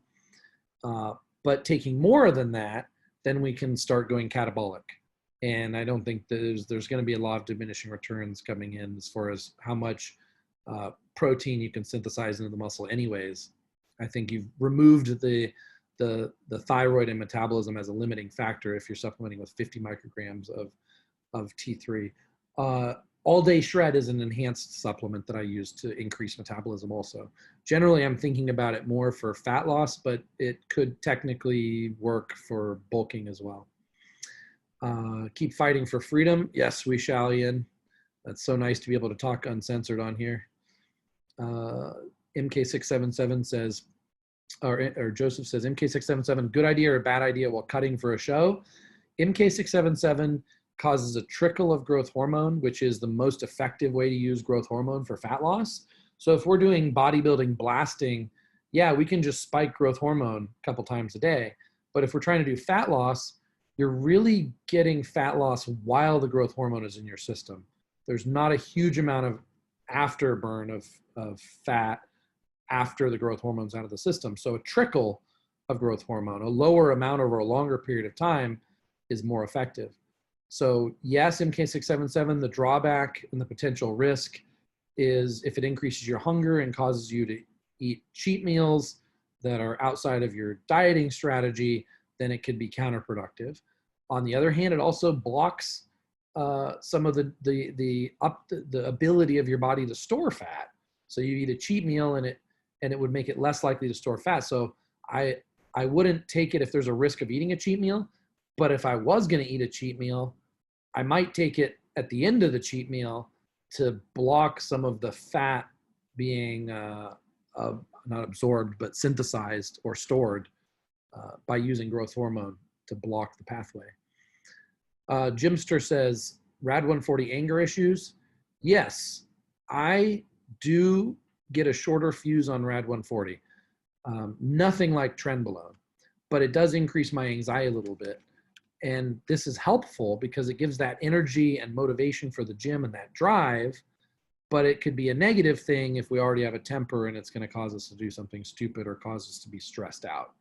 And it is dosage dependent. So we can use a lower dosage if we start feeling anxiety from it. Some people don't feel any anxiety, and some people could really benefit from a little anxiety to get off their butt and do something. Ian says, been considering TRT for a long time. How bad do your balls shrink and how severely does it impact semen? All dosage dependent, 100% dosage dependent. Low dosage of TRT could actually help sperm production if you're deficient in testosterone. The higher the dosage, the less your body's going to naturally produce. But what if your body doesn't produce much in the first place? So it really depends. If someone already has high testosterone and then they add TRT, the body's going to try to reach homeostasis by doing anything it can to lower natural testosterone production. And when your body's producing less testosterone, your body also becomes less fertile. So really individual dependent. And if you're concerned about that, just stay on the lower side of the dosage. You could also consider doing a really low dosage TRT with a really low dosage of Rad 140, which gives you the benefit of doing a higher dosage of TRT, but without the impact on the prostate and with less impact on natural testosterone production and fertility. And I said less, I didn't say no impact. When will Swiss Chems be selling cool stuff again? Well, Cody, I hope soon because I like cool stuff too. And I could use some novelty. So yeah, if there's anything I have to do with it, I will push all the companies that I know to come out with cool cutting edge stuff, to high quality stuff that actually works to experiment with. From James says, would fasting between cycles help your organs and health markers to improve faster and go back on a cycle quicker? 100%, James. I think this is another secret of bodybuilding, is that I do believe fasting can be tremendously beneficial for health and for muscle gain. I believe in the pendulum theory, which is a name I made up for. Obviously, you know, a pendulum swings back and forth. The higher the pendulum swings one way, the higher it'll swing the other way. And it's my opinion, staying in the middle means no progress either way. So we want to swing the pendulum towards massive muscle growth. And then if you want to swing it harder and faster back, that's fasting. So yes, I believe in fasting. And I do also believe that the more muscle you have and the more of a bodybuilder you are, the shorter the fast has the same benefits as someone else's longer fasting. I mean, my body, for example, I seem to be completely depleted. Like now that I have bigger muscles, I notice, back before I didn't get depleted as quickly. Now with the bigger muscles, my body gets into like this depleted, fasted state very quickly. So it depends on how much muscle you have and how little you restrict calories as far as how fast you can swing the other direction and get those health benefits and resensitize. This Dylan says, I would love to have an educational talk about the research I've done. And okay, so Dylan, sure, Dylan, I'll follow up with you if you have something to share. Dylan, okay. And next question, prolactin reading was 277. Okay, so he's clarifying that Jasar says his prolactin was actually 277 and it was using MK677. Is this high? Well, I think you told me that it was within the normal range because I gave him a normal range and it was within the normal range. So you're within normal range. And I would say that for bodybuilding purposes, many of the different lab work that we get have different optimal ranges than a normal sedentary person. But I don't see prolactin as being one of those. If your prolactin is within normal range, according to regular medical standards for anybody, I would say that you're normal for bodybuilding purposes. So you're normal. But on the other hand, your level of a specific hormone is only 50% of the equation. The other equation is your sensitivity to the hormone, your receptor sensitivity, which is, I have to circle back to talk about the hyperplasia and arachidonic acid. But if you're sensitive to prolactin and your prolactin's very high, then yeah, you should be getting lactation and no sex drive from it. And if your prolactin's too low, you also get side effects. Not gyno, but your sex drive can drop. And you could just feel off because I've experienced that. All right, I'm moving from Bali from the US and for the pandemic, going to be in and out of Thailand. What gym do you go to? I go to Muscle Factory Gym in Bangkok and Muscle Factory Gym in Pattaya. And I also, for variety, go to a number of other gyms just because I get bored if I go to the same gym every single day consecutively. Eugene says was doing 20 milligrams. I don't remember which compound that's talking about. Thoughts on taking CJC, no DAC, Jason says, with a myostatin inhibitor. Sure, two different pathways. Don't have anything to do with each other than they both could potentially build muscle. So thoughts on CJC no DAC. So that means the fast acting. I don't remember how long it lasts, but it's very quick, maybe like 30 minutes to cause your body to produce its own natural growth hormone and a myostatin inhibitor. So there's no reason they can't be taken together. They are causing muscle growth from two different pathways. I wouldn't say it's synergistic so much as it is eliminating a limiting factor by addressing each pathway. So there's no problem with that I can think of. From D, any way to get rid of pre-existing gyno that you've had for years without surgery, specifically enlarged glands behind the nipple, which are already puffy? So I have a little bit of permanent gyno, and I'm constantly feeling my nipples for scientific purposes, not for pleasure. Well, sometimes maybe for pleasure. But I feel the glands and I feel how much they're swelling and what stimulates them. And, for me, for example, the most important thing I could do is stay away from things that stimulate the gyno. Prevention of making the gyno worse. For me, DECA and trenbolone as progestins cause gyno directly for me. Not indirectly because of a conversion to anything, but just directly. So if I do those, I've got to keep the dosage low and I got to do it for a shorter period of time. And taking something like a Masteron, a DHT-based steroid, helps offset that.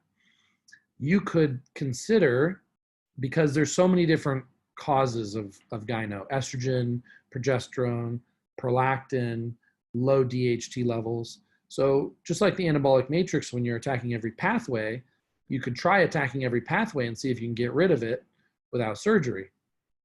But I know a lot of people who've had the surgery and they've all been really glad that they've had it, other than there's a couple that looked like they had a little bit deformed nipples that they didn't regret it. They just wish they had gone to a different doctor that that paid more attention to the aesthetics of the nipple and not just doing the surgery.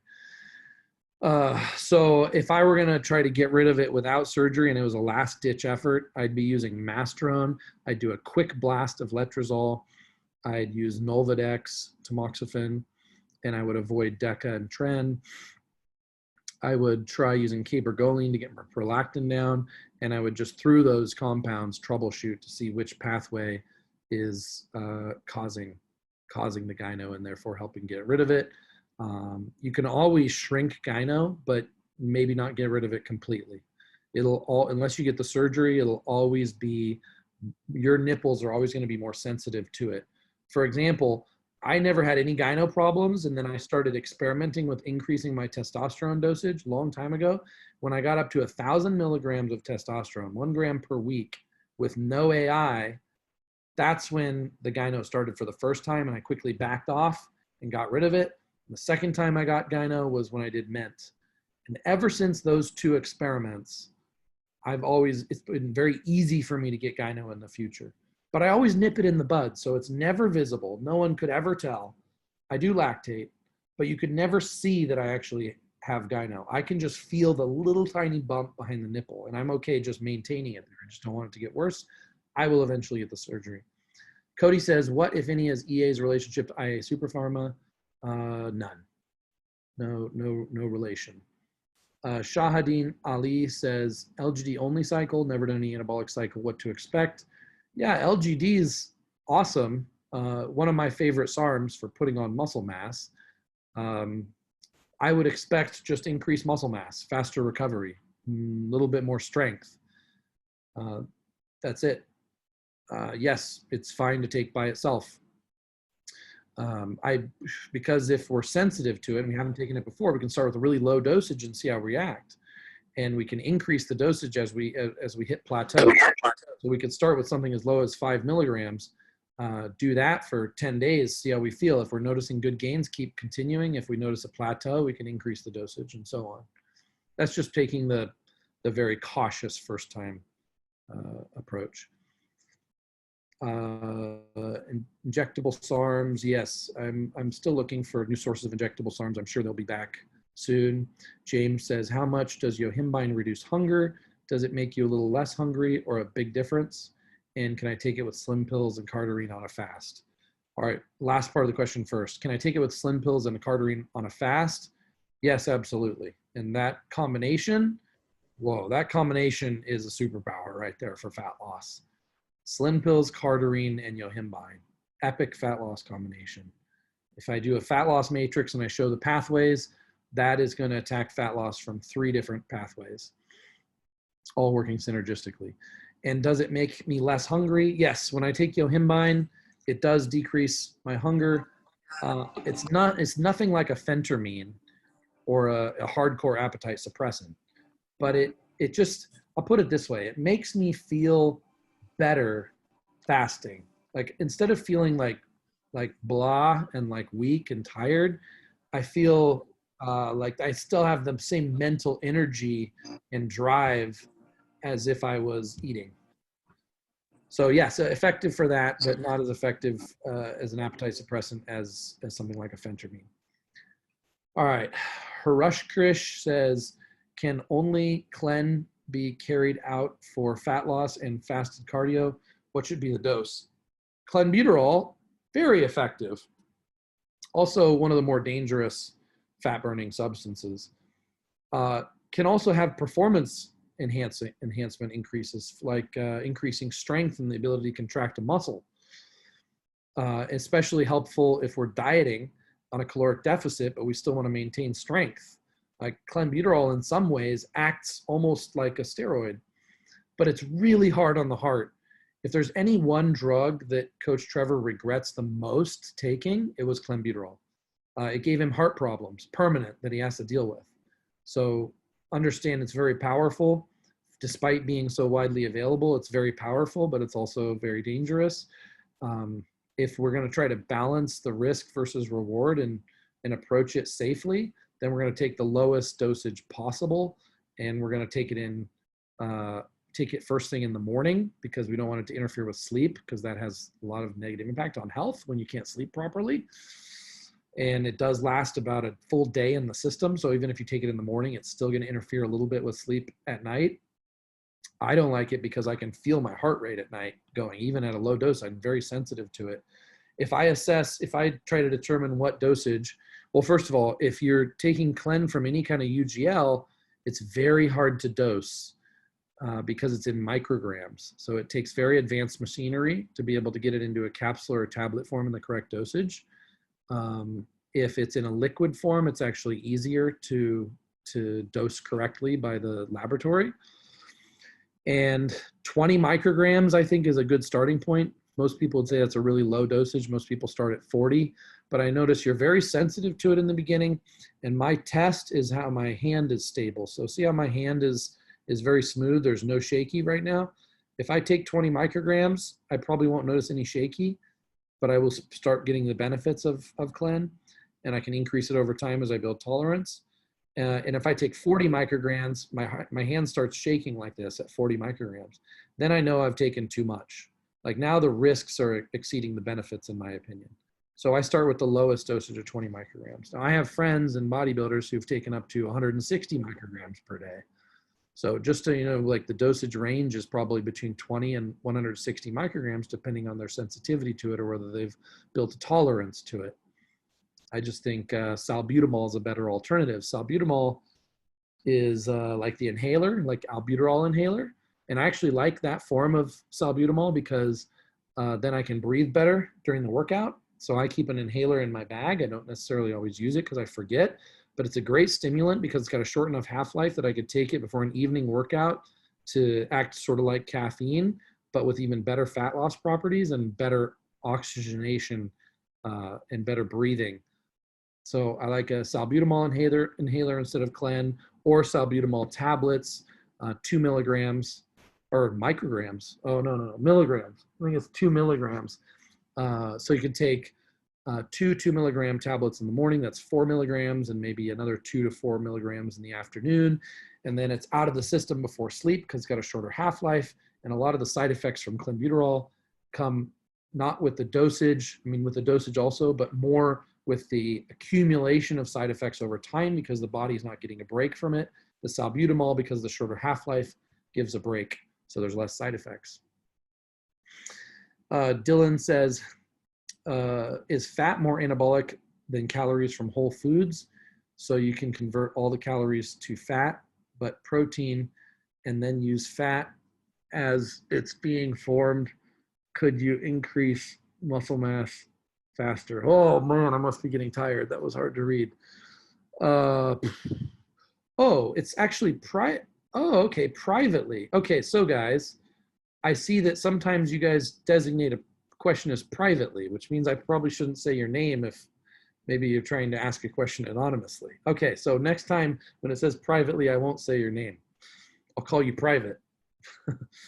All right, let me jump ahead now. I lost my place. I love how Enhanced Athlete has Sezzle for a payment option. It makes it way more affordable. Oh, cool. Good feedback. Thoughts on CJC with DAC? I heard it's dangerous compared to other growth hormone peptides. So we're talking about longer acting substances. So we talked about IGF LR3 being the long form of IGF, MGF PEG being the long form of MGF, and then CJC is a growth hormone releasing peptide. Well, it works through a slightly different pathway than the GHRP.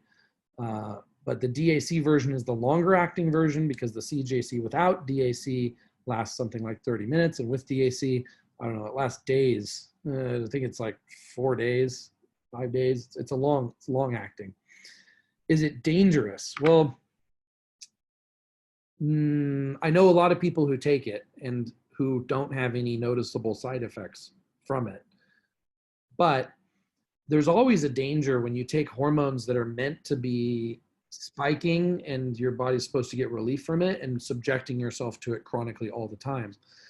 If I were going to do CJC with DAC and I'm concerned about the long-term side effects, then I'm going to take it maybe 1 day per week.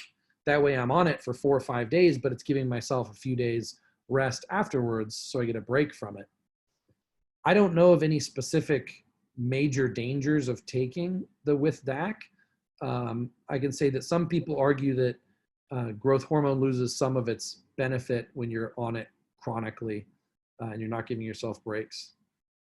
All right, LGD best let to sit under your tongue or swallow right away. The LGD is not likely to absorb under your tongue. The particle size is probably too large, unless the particle size is broken down and it's got something in it to transport it under the tongue.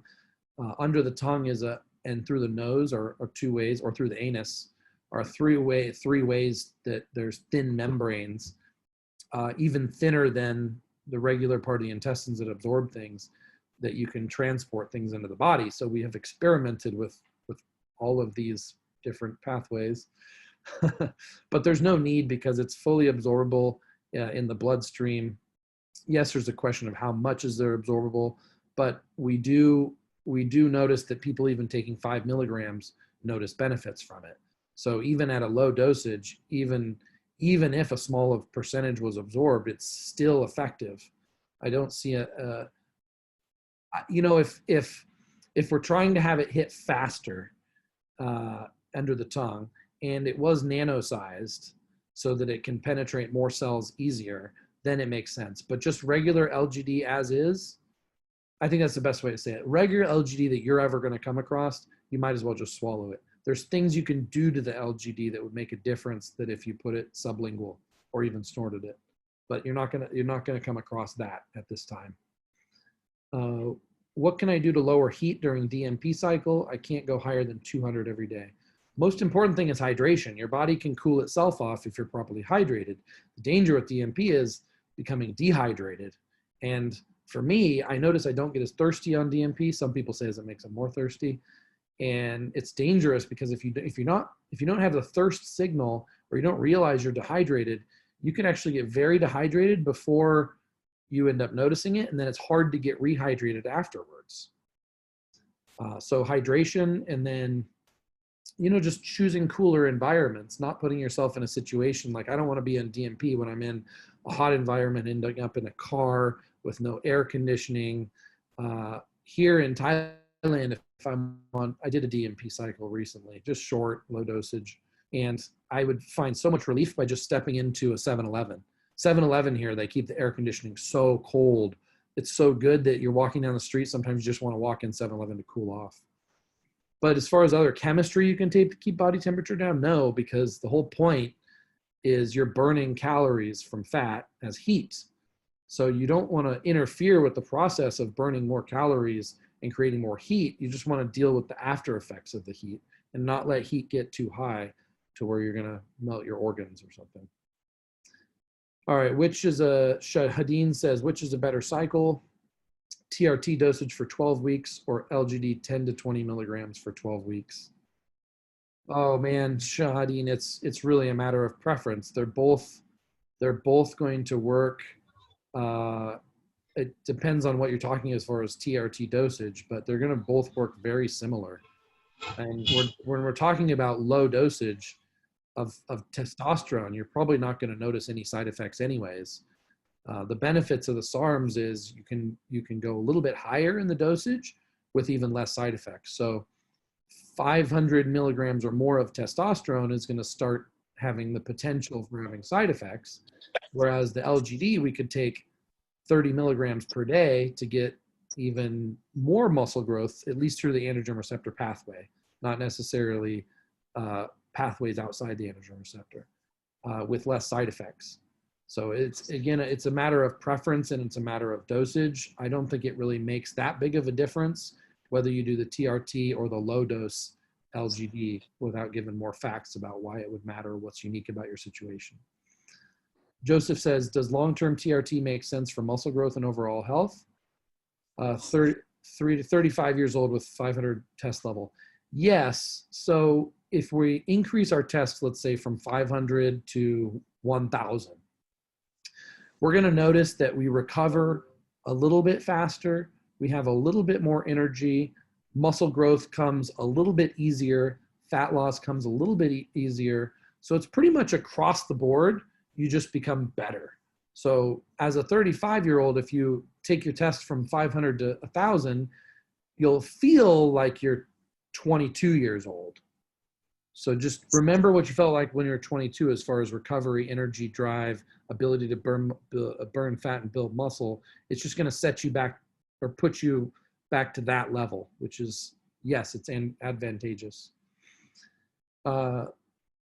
Okay, so this is a private question. My natural test crashed from 36 and doctor finally put me on TRT. Now that I'm on TRT, 100 milligrams twice a week, I feel better and want to take my life back. If I explore SARMs or gear, do I need to take PCT? Can I just stay on TRT dose and just add a PED and then stop out without issues? So TRT, 100 milligrams twice a week, total of 200 milligrams, and wants to take it up a notch. If he does SARMs or gear, is he going to have to do PCT? Well, if you never come off, you never have to do PCT. The main purpose of PCT, although there's other reasons too, the main purpose is to regain natural testosterone production, because we have slowed down our natural testosterone production by taking anabolic compounds that replace the natural produced testosterone. So yeah, if you're taking 200 milligrams of TRT plus you add steroids or SARMs on top of that, and then you're going to come off the TRT, then you should probably do a PCT of some sort. If you're going to stay on the TRT and just add in other compounds every once in a while, like SARMs or more gear, more steroids, then you don't need PCT. Your testosterone, your TRT is your PCT. All right, James says, just purchase, private messages again. Just purchase some Slim pills and Yohimbine from Enhanced Athlete. Okay, cool. Just tried Cardarine and noticed 10 milligrams I feel fine, but at 20 milligrams I get slight headache and stomach starts to feel funny. What do you think causes this? I don't know. I've never had side effects from Cardarine. I've taken up to 50, 60 milligrams per day, and I didn't notice any additional benefits. At 20 milligrams, for me, I felt like it was a sweet spot.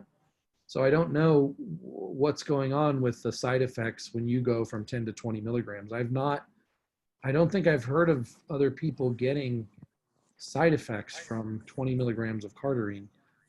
If anybody else in here has, then leave a message, a comment, so we can learn if this is a common thing. But I would have thought I would have heard more about it. What can be, Rishi says, what can be a fat loss bomb for SARMs and dosage? Well, SARMs are not primarily for fat loss. They're primarily for muscle building, but they do help fat loss, because if you build more muscle, it's easier to burn more fat. Plus, if you can train harder and more frequently, then you can burn more fat, because they do increase the rate at which you recover from your workout and let you work out harder. For fat loss, the SARMs, I don't think it matters a lot. I mean, we think of certain SARMs like RAD 140 and S23 as fat loss SARMs, maybe even S4, but that's mainly because of the look and the density of the muscle, not necessarily the fat loss that comes along with it. So whereas an LGD might not give that hard, dense, dry look like an S23 or RAD 140, they're doing it because of the water. It's water retention, or the lack of water retention, that causes the look like there's fat loss. So really, if we're talking about fat loss, I don't think it matters so much what SARMs or dosage. It's more about the water. From Joseph, is LGD good to stack with MK677 for a dry bulk? Yes, although MK677 is going to cause water retention. So when you say dry bulk, you're going to be sacrificing some, you're going to have some water retention, but you are going to have potentially more muscle growth, faster recovery. So it's a trade-off. If you're trying to look good for a certain day, you might want to consider using the MK677, but coming off it 1 week before you want to look your driest. All right, Spencer says, is salbutamol, caffeine, and yohimbine an effective fat burning protocol? I was advised to use 2 milligrams of salbutamol and 200 milligrams of caffeine twice a day, with yohimbine taken with each dose. Yes, that is a very synergistic combination. Salbutamol is very effective on the beta receptor for releasing fat to be used as fuel. Caffeine stimulates natural production of adrenaline and noradrenaline, also known as norepinephrine and epinephrine, which has numerous fat loss and performance enhancing benefits, but with a major law of diminishing return. So the benefit is having a little bit of caffeine is synergistic with almost everything, but then too much caffeine causes adrenal problems, increased cortisol, desensitization. So we use the caffeine as sort of a multiplier, not as the foundation of a fat loss cycle. And then yohimbine activates a different receptor in the fat cell, the alpha receptor. So you have a beta receptor and an alpha receptor. So if you want to synergistically lose fat, or you want to target stubborn body fat, you need to use something like yohimbine or dropping estrogen very low, which will block the alpha receptor. We want to actually block the alpha receptor in order to allow the fat cell to release fat, and then stimulate the beta receptor. And that stack does it. And as far as your dosages, you said 2 milligrams of salbutamol. I think you're going to find that's a very low dosage. 200 milligrams of caffeine twice a day. I think I'd probably do 4 milligrams of salbutamol and 100 milligrams of caffeine twice a day instead of, so basically I'd double the salbutamol dosage and I'd put the caffeine dosage in half. But that's fine. Your protocol is also effective. And with yohimbine with each dose, yes. And if we're doing 2 doses a day, I would work my way up to getting 10 milligrams of yohimbine twice a day if we can tolerate it, building up to that dosage from the lowest possible dosage to start. Justin says, can you do 8 weeks on and 4 weeks off of LGD indefinitely? Yes, Justin. Joseph says, what are the best anabolic steroid to bring up your hunger? And also what SARMs will bring up your hunger? MK677, and I'm gonna go back to this blasting protocol as it relates to this. Increasing hunger is really helpful for these blasting protocols because eating was such a limiting factor. And actually, I've been surprised how many bodybuilders have eating as a limiting factor to their muscle growth, because for me, that wasn't a problem. I eat too much before. So getting hunger up is a serious thing for bodybuilding, and MK677 is like the first line of defense. Next, cannabis. Cannabis helps a lot. People talk about EQ. I don't really love EQ, but some people have found that it really helped with their hunger. I did experience that myself. I've only done EQ a couple times. But one time my hunger was out of control on it. And so I don't have enough data on my own personal use to know if it was solely related to the EQ, but it is consistent with other people I've interviewed as well, saying that EQ does increase hunger a lot. And then staying away from certain things, staying away from liver toxic steroids, because if your liver is toxic, your hunger you lose your appetite. So Anadrol must, beyond just its liver toxicity, must also limit hunger in some other way, because it can't be that liver toxic so as to kill my hunger on the first day that I use it, but it does. It kills my hunger on day one. As soon as I take Anadrol, I react very quickly to it, in good ways and in bad ways. Very sensitive to it. All right, next question. How long should you use DNP and T3 for fat loss? See, it's a private question. This time I didn't say the name. I'm learning. What dose would you recommend? So DNP is another one where we start off at the very lowest possible dosage, 50 milligrams, and we work our way up, assessing tolerance as we go. And then T3, regardless of whether we're using DNP or not, I still think 50 micrograms is the sweet spot. So with DNP, most people usually work their way up to around 250 milligrams, at which point the discomfort starts making it start impacting quality of life.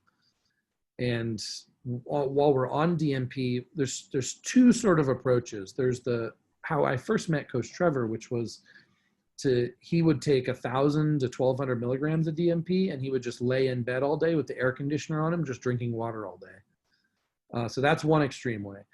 I prefer to use a low enough dosage to where I can remain very physically active and use the DMP as a multiplier of my caloric expenditure. So if I'm burning a certain amount of calories by walking around all day, then I want to increase the amount of calories that I'm burning by using the DMP to multiply the amount of calories that I'm burning by walking. So that means more walking. So I don't want to take so much DMP that it interferes with my ability to be very physically active. So for me, I think 200 milligrams, I don't feel it very much. I just feel like a little bit warm, and I notice I burn a ton of fat on it. Once I start getting to 300, 400, 500, 600, I start feeling a little bit more fatigued, and I notice that I'm less motivated to be more physically active. And so that's where I would, if I'm going to do that, then I'm just going to forget the physical activity and just sit around. Like if I was just going to sit in my office in the air conditioning, then maybe I'd do 600 milligrams, right? But if I'm going to use it with a lot of physical activity, maybe I'm going to do 250 milligrams. James says, I'm too young now, but when I'm of age, I'm going to join Team Enhanced. My hunger is always too much, so I'm excited to try crazy bulking products. That's the fun part. That's why what motivated me to weightlift a lot of times when I didn't feel like weightlifting was I wanted to eat a lot of food, and if I didn't work out, the food would turn into fat. If I did work out, it would turn into muscle. Absolute best training style for hyperplasia, Cody says. Weighted, loaded resistance in the stretch position on the muscle. The myotatic reflex is a tool you could potentially use, which is don't rip the muscle. You have to be really careful when the muscle's in the stretch position. But what's in the stretch position, you have an abnormal amount of strength because your body's survival mechanism says, oh, if we're in the stretch position, we need to get out of that position quickly to survive because we're in vulnerable position. But that also can increase the likelihood of tearing a muscle. So you want to get in the stretch position, stretch, loaded, stretch, and you can twitch out of it. And that'll activate a lot of muscle fibers in doing so, and the type of stimulation that causes hyperplasia, according to the studies, but also a risk of injury. So more advanced would be the myotatic twitch at the bottom. Less advanced would be just the weighted, loaded on the stretch. So what you could do is you could do a normal set, and then you could do negatives, and then you could leave the weight in the stretch position. And when you do this type of working out, it's kind of like high intensity training, Dorian Yates type training. You don't need as many sets to do this. You want to get everything out of that set so there's nothing left to where you're just resisting the weight in the stretch position and it's just burning, it's on fire. The lactic acid and byproducts of the energy metabolism can't escape the muscle.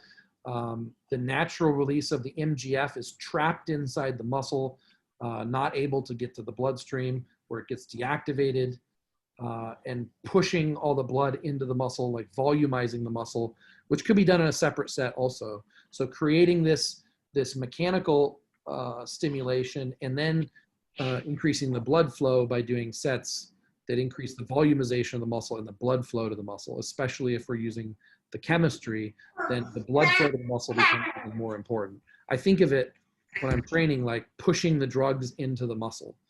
And I noticed that if I'm natty, I have to train pretty hard and heavy, but if I'm enhanced, I can actually do pretty high rep and blood flow stuff, and the drugs will do a lot of the work.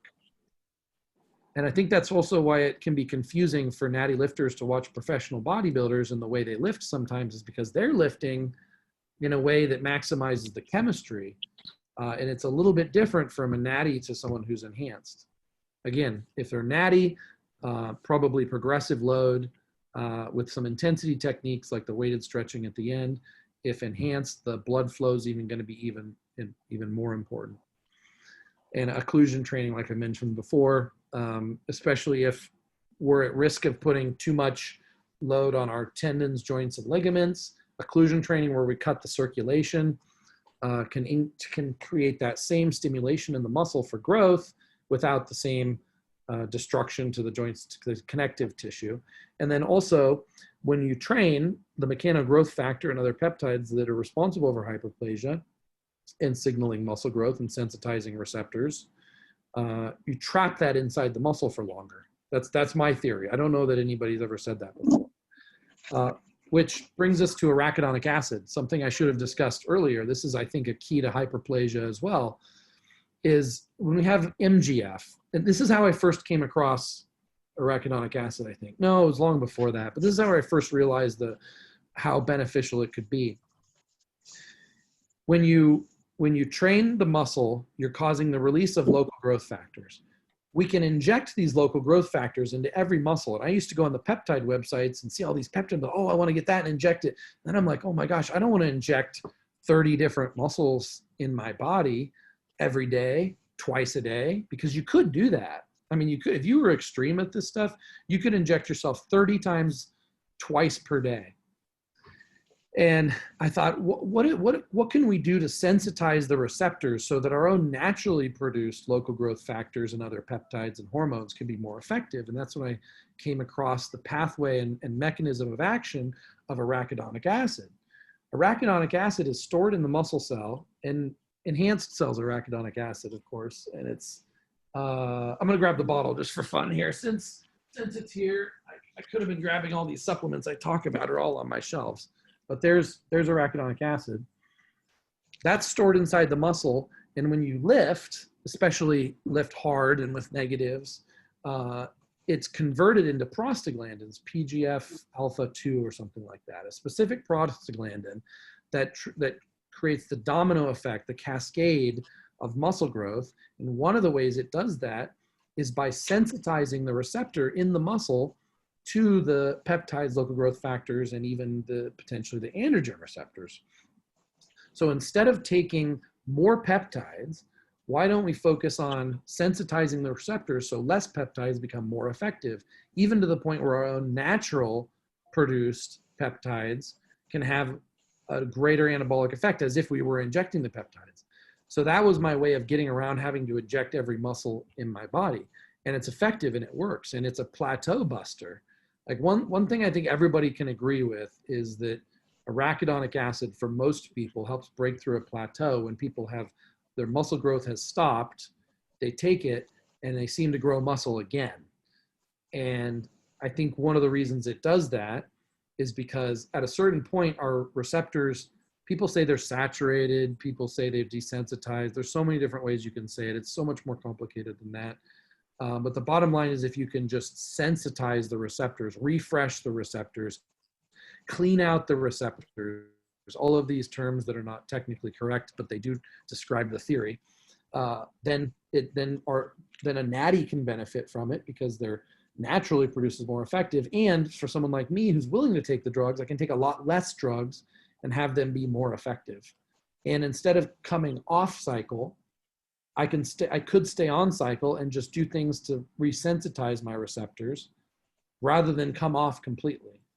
So like a mid-cycle receptor refresh. James says, are you bored today? You've never spent this much time with us. Well, actually, James, I'm on a roll, and I should be doing this more often. So when the opportunity is here,